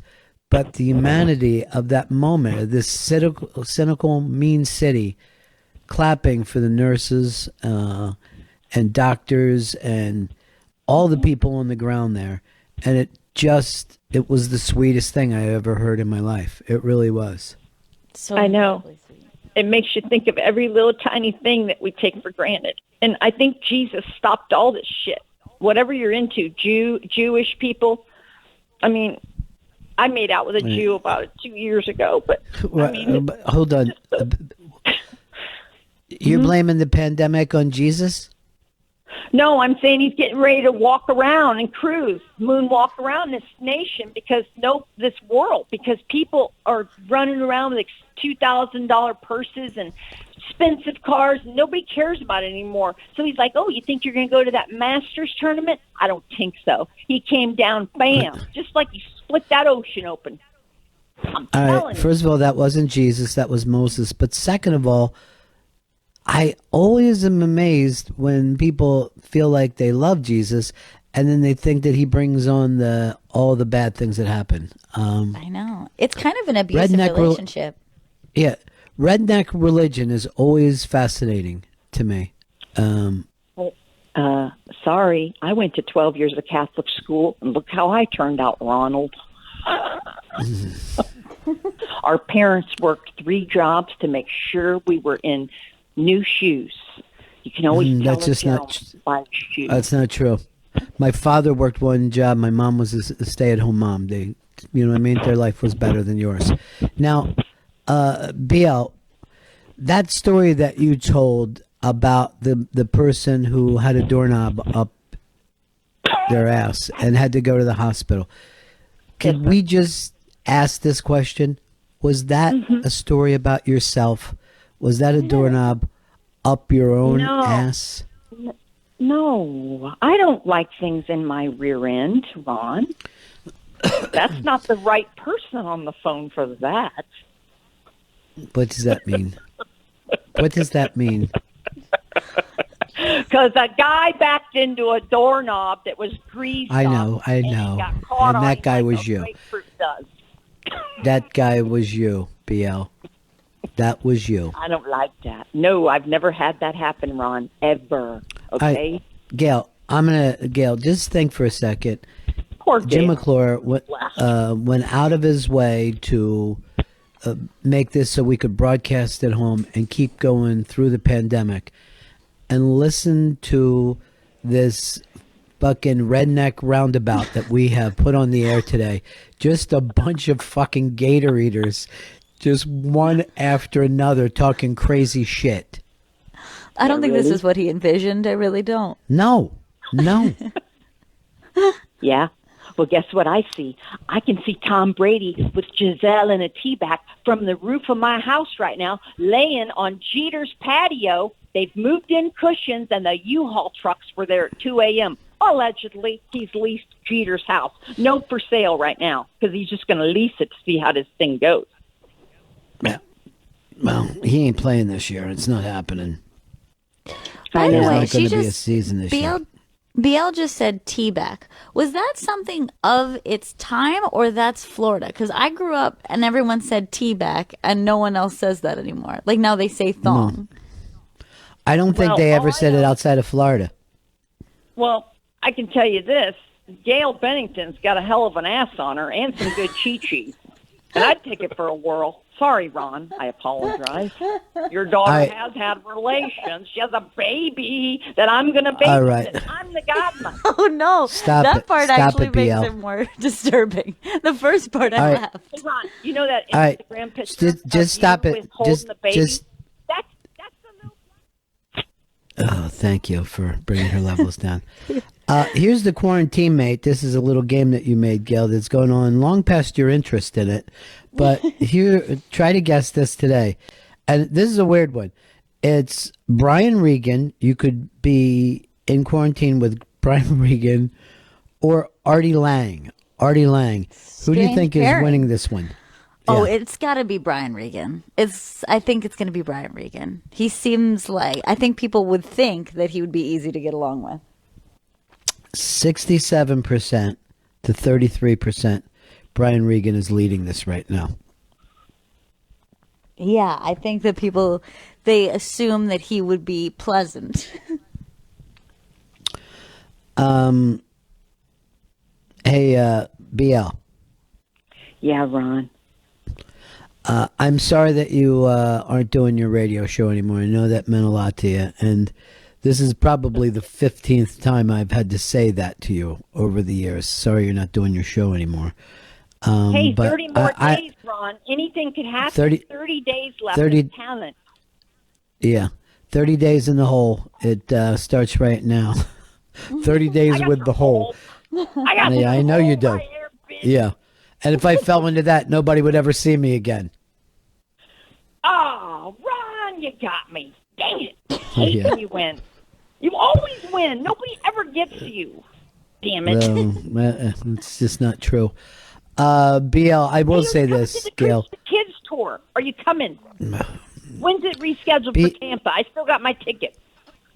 I have no idea when anything's going to be rescheduled. I mean, I could give you probably dates that are thrown out there, but nobody knows when we're going to go back out again. I mean, Bobby Kelly was so fucking depressed yesterday that he got me depressed. I felt bad for the entire day yesterday after talking with him because I never saw him in that condition before. But, everybody, I know 1,000 people right now who've got everything canceled. So someday, BL, I'd love to come down and do it. It meant the world to me that you were going to interrupt my show by yelling out crazy shit and just ruining my entire set. But I just wanted to watch from afar. But you know what? Yeah. I guess it is this Chinese man that done this thing, and I'm devastated. And I just want to. I'm so sad for New York. You guys got balls of steel, man. They're just. We all look to you guys, and now we can't help you, and we're trying. And I'm so sorry for what you and the rest of the world's coming to. I will tell people around the country now, where we are is so sad and strange and weird, and please pay attention because, all this stuff says that this thing is coming everywhere. It's really strange, and it's and many times it's the worst of the time. But like I just said yesterday, some real greatness comes out in people, and maybe this pause will make us appreciate. But they can pause us, but they ain't going to stop us. That's the line that's going around, Gail, and I believe it. There's no way out but through it, and we're all going to pull together and do this. BL, plug your next 30-day radio show. Ron, that's so sweet. It's newstalkflorida.com to listen live from 10 to noon weekdays until May 1st. And it's 8:20 a.m. if you're in Tampa Bay all the way to West Palm and Naples. I love you guys, man. And Fez, I love you and happy birthday. And I'm really sorry that we aren't friends. I miss you. You know what I think's going to happen, BL? I think he's going to call you after this, and I think you guys are going to get together one more time. I hope so. A birthday miracle. He's the only reason. He taught me everything on your show. We used to cut out little newspapers today, and he'd yell out, "Yeah, if it's not on the cover of the USA Today, it's not worth Ron's time." First of all, none of that is true. That's the dumbest. I want to believe, though. I want to believe that happened. Why? Also, what an impression. I was so tired and hungover. I'm like, Fez, what are you talking about? He's like, we don't talk local. We're in 16 cities, stupid bitch. Now listen to me and learn. Oh, all right. Strong mother. I swear to God, I think if you would have just let the show end, he might have called you. But when he hears that lie, he's enraged. He's enraged. No, it's not a lie. I got to assist people on your show. I did. But you know what is really sad is one time Fez saved my life. We were on a flight to Miami, and I told you this a long time ago in 2014. We were on that flight to Miami. We were headed to something, a live gig or something. I can't remember, but Fez and I and Julie Williams at the time doing our Hooters show. Sorry for the plug, Wiki. All I can say is we dropped 1,000 feet 2-3 times in a little twin engine, little flight over Miami. And I swore we were going to die. And I scratched Fez's back like a woman would rub nails on it and scratch it like the kitty next door, like cat's grass fever. And I'm like, F me, caused a panic on the plane. And Fez just sat there calm, and he just said, BL, I've got the Bible. And I crumpled his entire Bible first because there was blood all over it, and we were so scared. And then we landed. But without Fez, I wouldn't have made the flight. Yeah, I don't see how he saved you. And why was there blood on the Bible? Yeah. What crazy bitch would do that? Can I just tell you a text that I just got? This is from Fez. I have no fucking idea what she's rambling on about. And the thing is, BL, I gave you the perfect out. You could have ended your fucking call perfectly. It was so sweet and nice. And then you rambled into a lie. Just another lie. No. How would I not... Gail, how would I not know this fucking story if two of my friends were going to go down like the Big Bopper and Buddy Holly? You know what I mean? But I'm hearing this for the first fucking time. Fez would be telling me this story every day.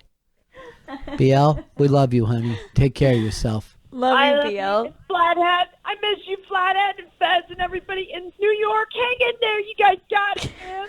Neither one of them is in New York. They're so physically close to you. Chris Como, go for it, buddy. You get this thing. Get this bitch. I think you mean Mario Cuomo. Thank you. All right, there goes BL. Oh, she's exhausting. She's exhausting. Oh, my God. That's the best Corona advice I've heard. Like Chris Cuomo, go for it, buddy. Now, here's the thing. Fez just texted this. and he said crocodile tears and skin to match. That's a fucking hilarious line. That's I mean, literally, really funny and that's mean. a roast line. Yeah. I've never done a roast in my life, but maybe we need to do one on BL when we can all That would get be back fun. together and do shows again. I'd enjoy that. I was thinking about this. My entire life, all I've ever tried to do is to gather people in crowds. Yeah. That's all I've ever tried to do, ever. Even when I was in high school, it's like, we're putting together a cake party. Everybody's going to be there. You got to be there. Cake party, everybody. You know? Everything I've ever done, and now crowds is on the outs, you know? I wish old Crocodile Tears was still on here talking crazy. Me too. I really enjoyed that lie. story of the two of them sitting on the floor cutting out newspapers articles. Do the It's nothing impression of how Fez talks. I'll never be able to do whatever that Yeah. voice was. If it's not the cover of USA Today, then it's was not like worth Benny's time. Like it was like some 1930s movie about Hollywood. Unless this thing has on the cover of USA Today, Benny not isn't going to worth want to Benny. deal with it. We're not about local news here. Lou just tweeted, I won't sleep. Lou just wrote, I won't sleep until I know why there was blood on the Bible Me in too. the sky. She said his Bible was covered in blood. Yeah. That line, I think, is in the new 17-minute Bob Dylan song about JFK. Oh, my God. And I there got was about a blood in the Bible in the sky. I got about 1:30 in, and I was like, all right, buddy, we got a lot going on right now. I can't talk about old news. Oh, it's got to be on the front page of the USA Today. I bet he will wipe his ass with it. 5 minutes before Mr. Bennington comes in here, and he's not going to be in a good mood. I don't know why I just thought of them just like sitting on the floor with like little kid scissors cutting out articles. I mean, that's how Fez taught her, I guess. Yeah. I think we better take a break here, Gail. Lord knows where this is going. We said before, that these are weird, scary times, and we're trying to keep it as light as possible. I think we just proved it there. I thought we'd put a mad Sure. woman on the air and just let her fucking ramble lies at us for a while. Like, she's got crocodile tears and skin to match. We'll be right back. All right, we have Earl on hold. It's Earl Douglas, legendary producer Earl Douglas, who's kind of gone MIA. I had to give him a call yesterday to say, can you, Chris has corona, can you please help a little bit? But Vito, do you think like Earl's been there for you or missing in action? I have not heard from Earl at all, personally. So yeah, I would say missing in action. Chris, I'm going to ask you, has he been AWOL? Earl Douglas has been AWOL, 100%. I Yeah. he does both today. Well, that's today. And that's after you got Not true either. you got a come to Jesus phone call from me yesterday going, Earl, Chris has corona. True either. Oh, I didn't call you yesterday, and I didn't say those exact things. Earl? Hello? Yes, Earl, we're talking to you. Yes. No. Are you saying- Well, Chris is lying because I did reach out to him. He did not return my call. I called. I him. talked to you yesterday. You said you would. And then we texted this, and then we me right texted back. this morning. You did not. Because I was calling other people around Sirius. I understand that, but to say I wasn't reaching out when I did, and you said you would call me back, and you didn't.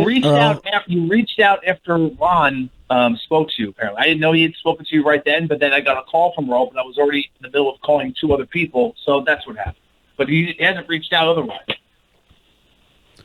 you would think, Earl, and this is what I said to you yesterday on the phone, this would be the time that you would say, guys, what can I do? Is there anything I can help you with? And as I pointed out to you, you told me that you're going through a bad time, and I go, I understand. The whole planet is. There's a pandemic going on. Everybody has problems, but this is work. And I said, make sure that, Chris has got the corona of some type. And you're like, yeah, I just didn't want to bring everybody down, you said. Earl? And now you're on the radio and you can't leave dead air. You got to, talk with us. Hello, can you hear me? Yes, I can hear you when you talk. I'm just hearing the dial is on the other end. All right, just try him back again, Vito. Try him back again. Now, Okay. Here's the thing, Gail. I said, I go, do we talk to Earl or is he going to bring everything dark? And I felt even myself getting dark within seconds. Well, here's what I mean? maybe it's selfish of me because everything seems so weird in the world and everything seems so topsy-turvy. But somehow when I hear Earl talking and those guys arguing back with them, it reminds me of my old life. And maybe it's a comfort to me. I'm like, Earl is still Earl, and he's still driving these two guys nuts. Well, he called in and started calling us liars. I know, including me, and I know that I called him and I said, I was like this, Earl, I want you to call Chris. I'm concerned about him, and I want you to take anything off of his plate. I know that he's sick, and I don't want to make him sick. I had this really weird thing of like some doctor going like this. What are you telling me that you made him work through his corona? You know what I mean? Like, and I go, and then I called Earl and I had that, and he goes, look, I had a weird weekend. I go, I understand you had a weird, everything is weird, Earl, not just you now. It's the whole world. You got to step up for your team. You got to be involved in this. It can also take your mind off of things. And we got to watch out for Chris right now. Yeah, that should be like their big brother. But did you blow him off, Chris, yesterday? He called me. I was in the middle of calling someone else about a project we're doing. I said, I'm going to call you back. But then the people I was calling, I had to call a few other people to get some information. And then afterwards, I didn't call him back, and I talked to him this morning. Earl is back on hold. All right. Earl. Hello. Earl. Can you hear me okay? Yeah, that's the energy I'm looking for, Earl. Thank you very much. So we're just wondering what's going on with you the last 2 weeks. Well, there was a couple of people that are very close to me and my family who got contracted with the virus, and they're not expected to make it. There was also another person that I've known 30 years. The last time I saw him was at a memorial service. He passed away. I don't understand what's wrong with your phone today. It's really bad. I can hear you guys fine. Yeah. But I understand what you're. I understand what you're going through, Earl. It's fucking so hard for all of us here. It really is. But Chris also has corona. Okay. We've had Gurian, who I didn't think was going to make it, ended up back at home again. This stuff is going on all around us. We're in New York City. It's a fucking shitstorm, and I'm sorry that you're suffering. I really am. We're all in this terrible situation that none of us expected to be in. Having said that, work could help you. Yes, it can. I have a bad flaw in which, when things go really bad, I withdraw, and I apologize for doing that. I understand. It's not the greatest thing in the world to do. Yeah. People react differently, and I'm not handling this well. I understand.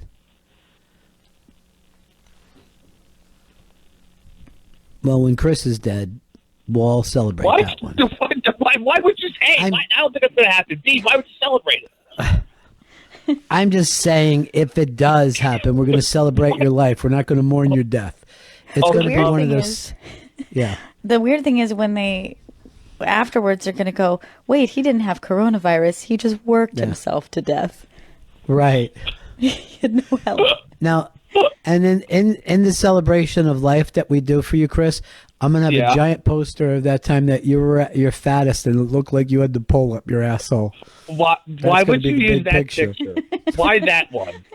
To celebrate. To celebrate. You look thin in it. No, I don't. Holly in St. Pete says she hasn't been able to listen. She's listened since she started a new job, listening for the first time in a while, and it's comforting that some things never change. Earl is a mess. See, that is a comfort. I don't like to be a mess, but it is what it is, and I know. 2 weeks ago, before all this happened, you got. How are you trying hard? Well, when you called me yesterday, it just kind of, that was kind of that reality jolt that I needed. Right. Just like, you know what, life goes on. You got to pick it up and go back to work and live the life and live all life. Yes, I mean that is true, Earl. Life is for the living, and this is a pandemic. This is a very fucked up thing, and for people around the country, please realize that this is coming. I never thought in a million years I'd see the sights in New York City that I'm seeing right now. I cannot believe it. And we were all here for 9/11, and this is even weirder and scarier and nuttier. And we're trying to pull together and make our thing happen. It's all we can do. It's the only thing we can do is to keep pushing through this. It's the only way out is through. And 2 weeks ago, Earl, and it really goes back 6 months, you were supposed to find some music for the rejoiners, so we had something different going on this time. Not even one. And it was before you said that these things even happen. So right from Jump Street, you've been struggling with this, and you're not reaching out to even say to anybody, I'm struggling with this. Well, I keep sending, when you keep swinging and missing, you get out the box, you regroup, and you keep swinging. And I keep sending stuff over. You haven't sent anything. You haven't sent anything in 2 weeks. I sent something over to Chris last week, end of last week. And I responded to you, send this out to everyone. And then I sent that. You sent it out to everyone or just me? Because you sent it to me and I said, please. Okay. I didn't get it. Did you get it, Gail? I don't think I got it. I mean, I just I could check, but I certainly didn't get like a text saying, "Oh, guys, you missed something that I sent out." Yeah, and also we talk about this all the time. An email is not staying in touch. It really isn't. It's still pushing it away. Like, I'm not confronting this. I'm not part of it. Earl, everybody here loves you. We're all going through this. It's terrible. But, you're going, what can I do? You have a guy on your show who's sick. You have that guy that, you could be in service to, which is also your job. And again, I reached out to him and I said, anything you need, anything, Chris. So you're in the right, Earl, just so I know. Yeah. I'm not saying I'm in the right, but I'm just saying, Chris, I love you like a brother, and anything really? You need. But that was yesterday after I called you and said, Earl, we haven't heard from you, and Chris is sick. I mean, most people don't get to ignore that the job is going on every day. Chris doesn't even think that you're listening. I mean, again, that was just me and my funk and darkness, and it wasn't cool. Yes. It totally was not cool. But again, all right. It took me a minute to snap out of it. I snapped out of it. I'm here and I'm ready to go. Okay. All right, Earl. Thanks for the updates. Love Peace, you guys. Earl. Talk to you later. Take Talk to you care of later. yourself. Help Chris and Vito. Hi. Why would you do that? Why would you do that? I don't know. Bye. Bye, Earl. I think, at a certain point, Chris, you have to just say to yourself, managing is not your strong suit. It isn't. And I think even for a great manager, Earl would be a tough nugget to crack. But with my minimal Why would you crack a managerial- nugget? There's no reason to crack nuggets. You crack nuts.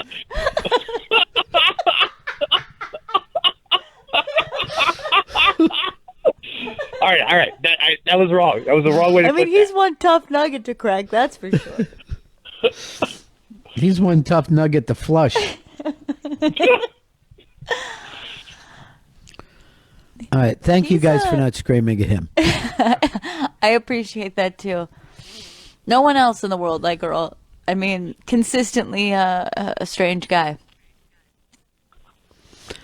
Now, normally in the case of radio, if you have something like this going on, you explain it to people like we did with Jeffrey Gurian, and we let the praying people pray for those. And, I have people in my family checking in with me every day.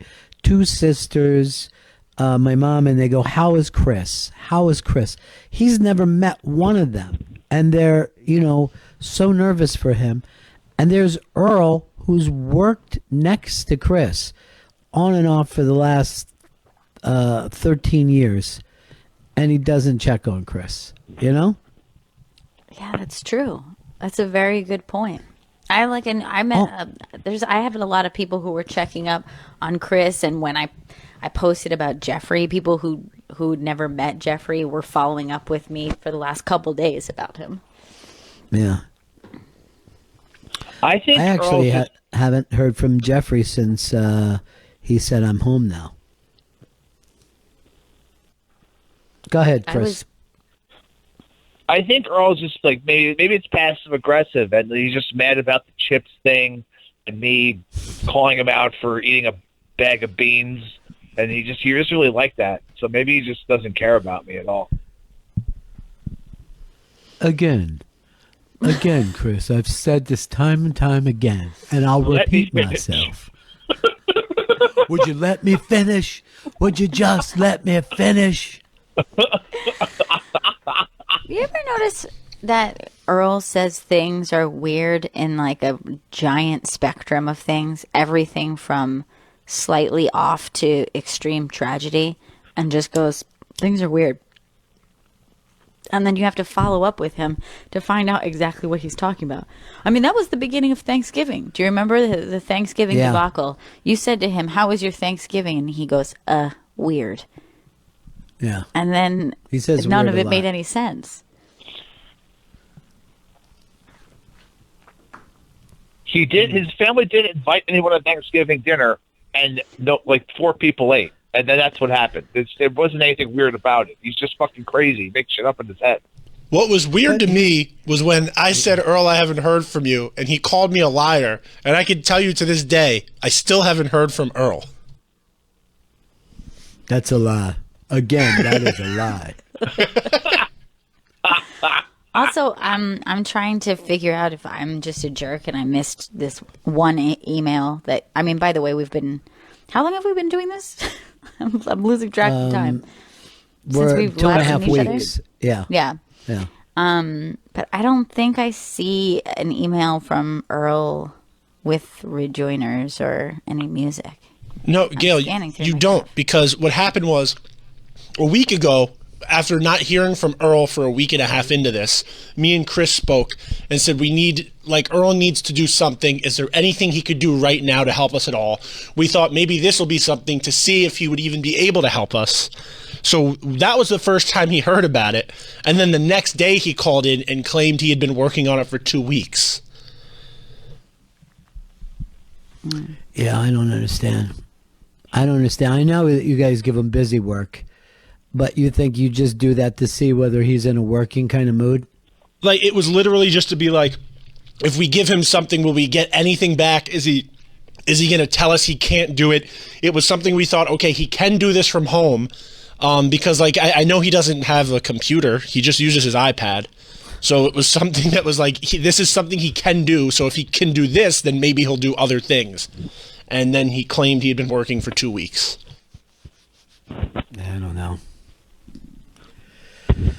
I know this, and I didn't want to say it to him, but I don't know how close he is to these people that you know what I mean? Like, we all have people that we know that have this and have been through stuff, and I don't know how close they are. I know this. Thanksgiving is not a tub of ice cream, and that's where I knew things were going bad. Yeah, I think I had similar thoughts, but I didn't know how to express that. Like, there's something about the way when he gives information that you kind of question where it's coming from. Right. You know, when we were talking to Rustin lately, yesterday, and he said when he saw the John Prine news, he cried 3 times. I think everybody's been through those moments, but you do still have to pick it back up and go on. And the thing about Earl is, if we said, oh my God, this is so out of character for him, you know what I mean? He never makes excuses. He must be really bad. But it isn't that different. Yeah, I mean, even for me, I mean, last night I felt pretty dark for a minute there, but it was like a different kind, like it was like kind of panicky, like just the not having the information and not knowing when this is going to end and not knowing where we're going from here. And I really was like, oh, I'm having like a full on panic attack right now, which normally I would have like had if I had something big coming up or something, you know, that I was anxious about doing, but this was the opposite. It was like having nothing and no information. And then when it passed, it just passed. And I went, okay, like that happened. I felt panic and now I'm all right. Yeah. I mean, we're all working through it. It's tough. We could be here to support each other. I personally, I love Earl, you know what I mean? But I go back, and I was always sad when Earl was out of radio because he was such a legendary radio guy. Hey, I got this on Twitter from Stephen Buckland. This is, thanks, Ron. Just set my Sirius XM up for my phone. No credit card info needing. And then he says, keep on keeping on. And I like that. Good. You know what I mean? I got to keep on trucking is where we got to go. Yeah. A lot of people writing that stuff about Fez's birthday. It was a joy having him on today. And then Queen Elizabeth wrote, Earl is 2014 Fez. That's cute. Slippery Pete said, I'll admit it. It was a mistake, and I apologize for it, and it won't happen again. Then Enterprises writes, Earl is the new hashtag Black Fez. We won't talk. A lot of people talking about downloading the SiriusXM app, and that's kind of cool. John says, holy shit, enough of Earl and his weak excuses. He's never accountable. I don't want us to turn on each other, though. You know what I mean? I want us to try to pull together as much as we can. And just try to find the comfort and consistency of Earl. That's how I've been thinking of it. Earl is still out there being Earl, saying the same kind of weird things and strange lies that he always does. I love him. You know what I mean? He's nuts. Jody says, I so wish the show was video. Gail is doing the show from bed. Oh, sounds a little creepy. Dan says, Earl is also allergic to Febreze, just so you know. It is true. Febreze will take him down.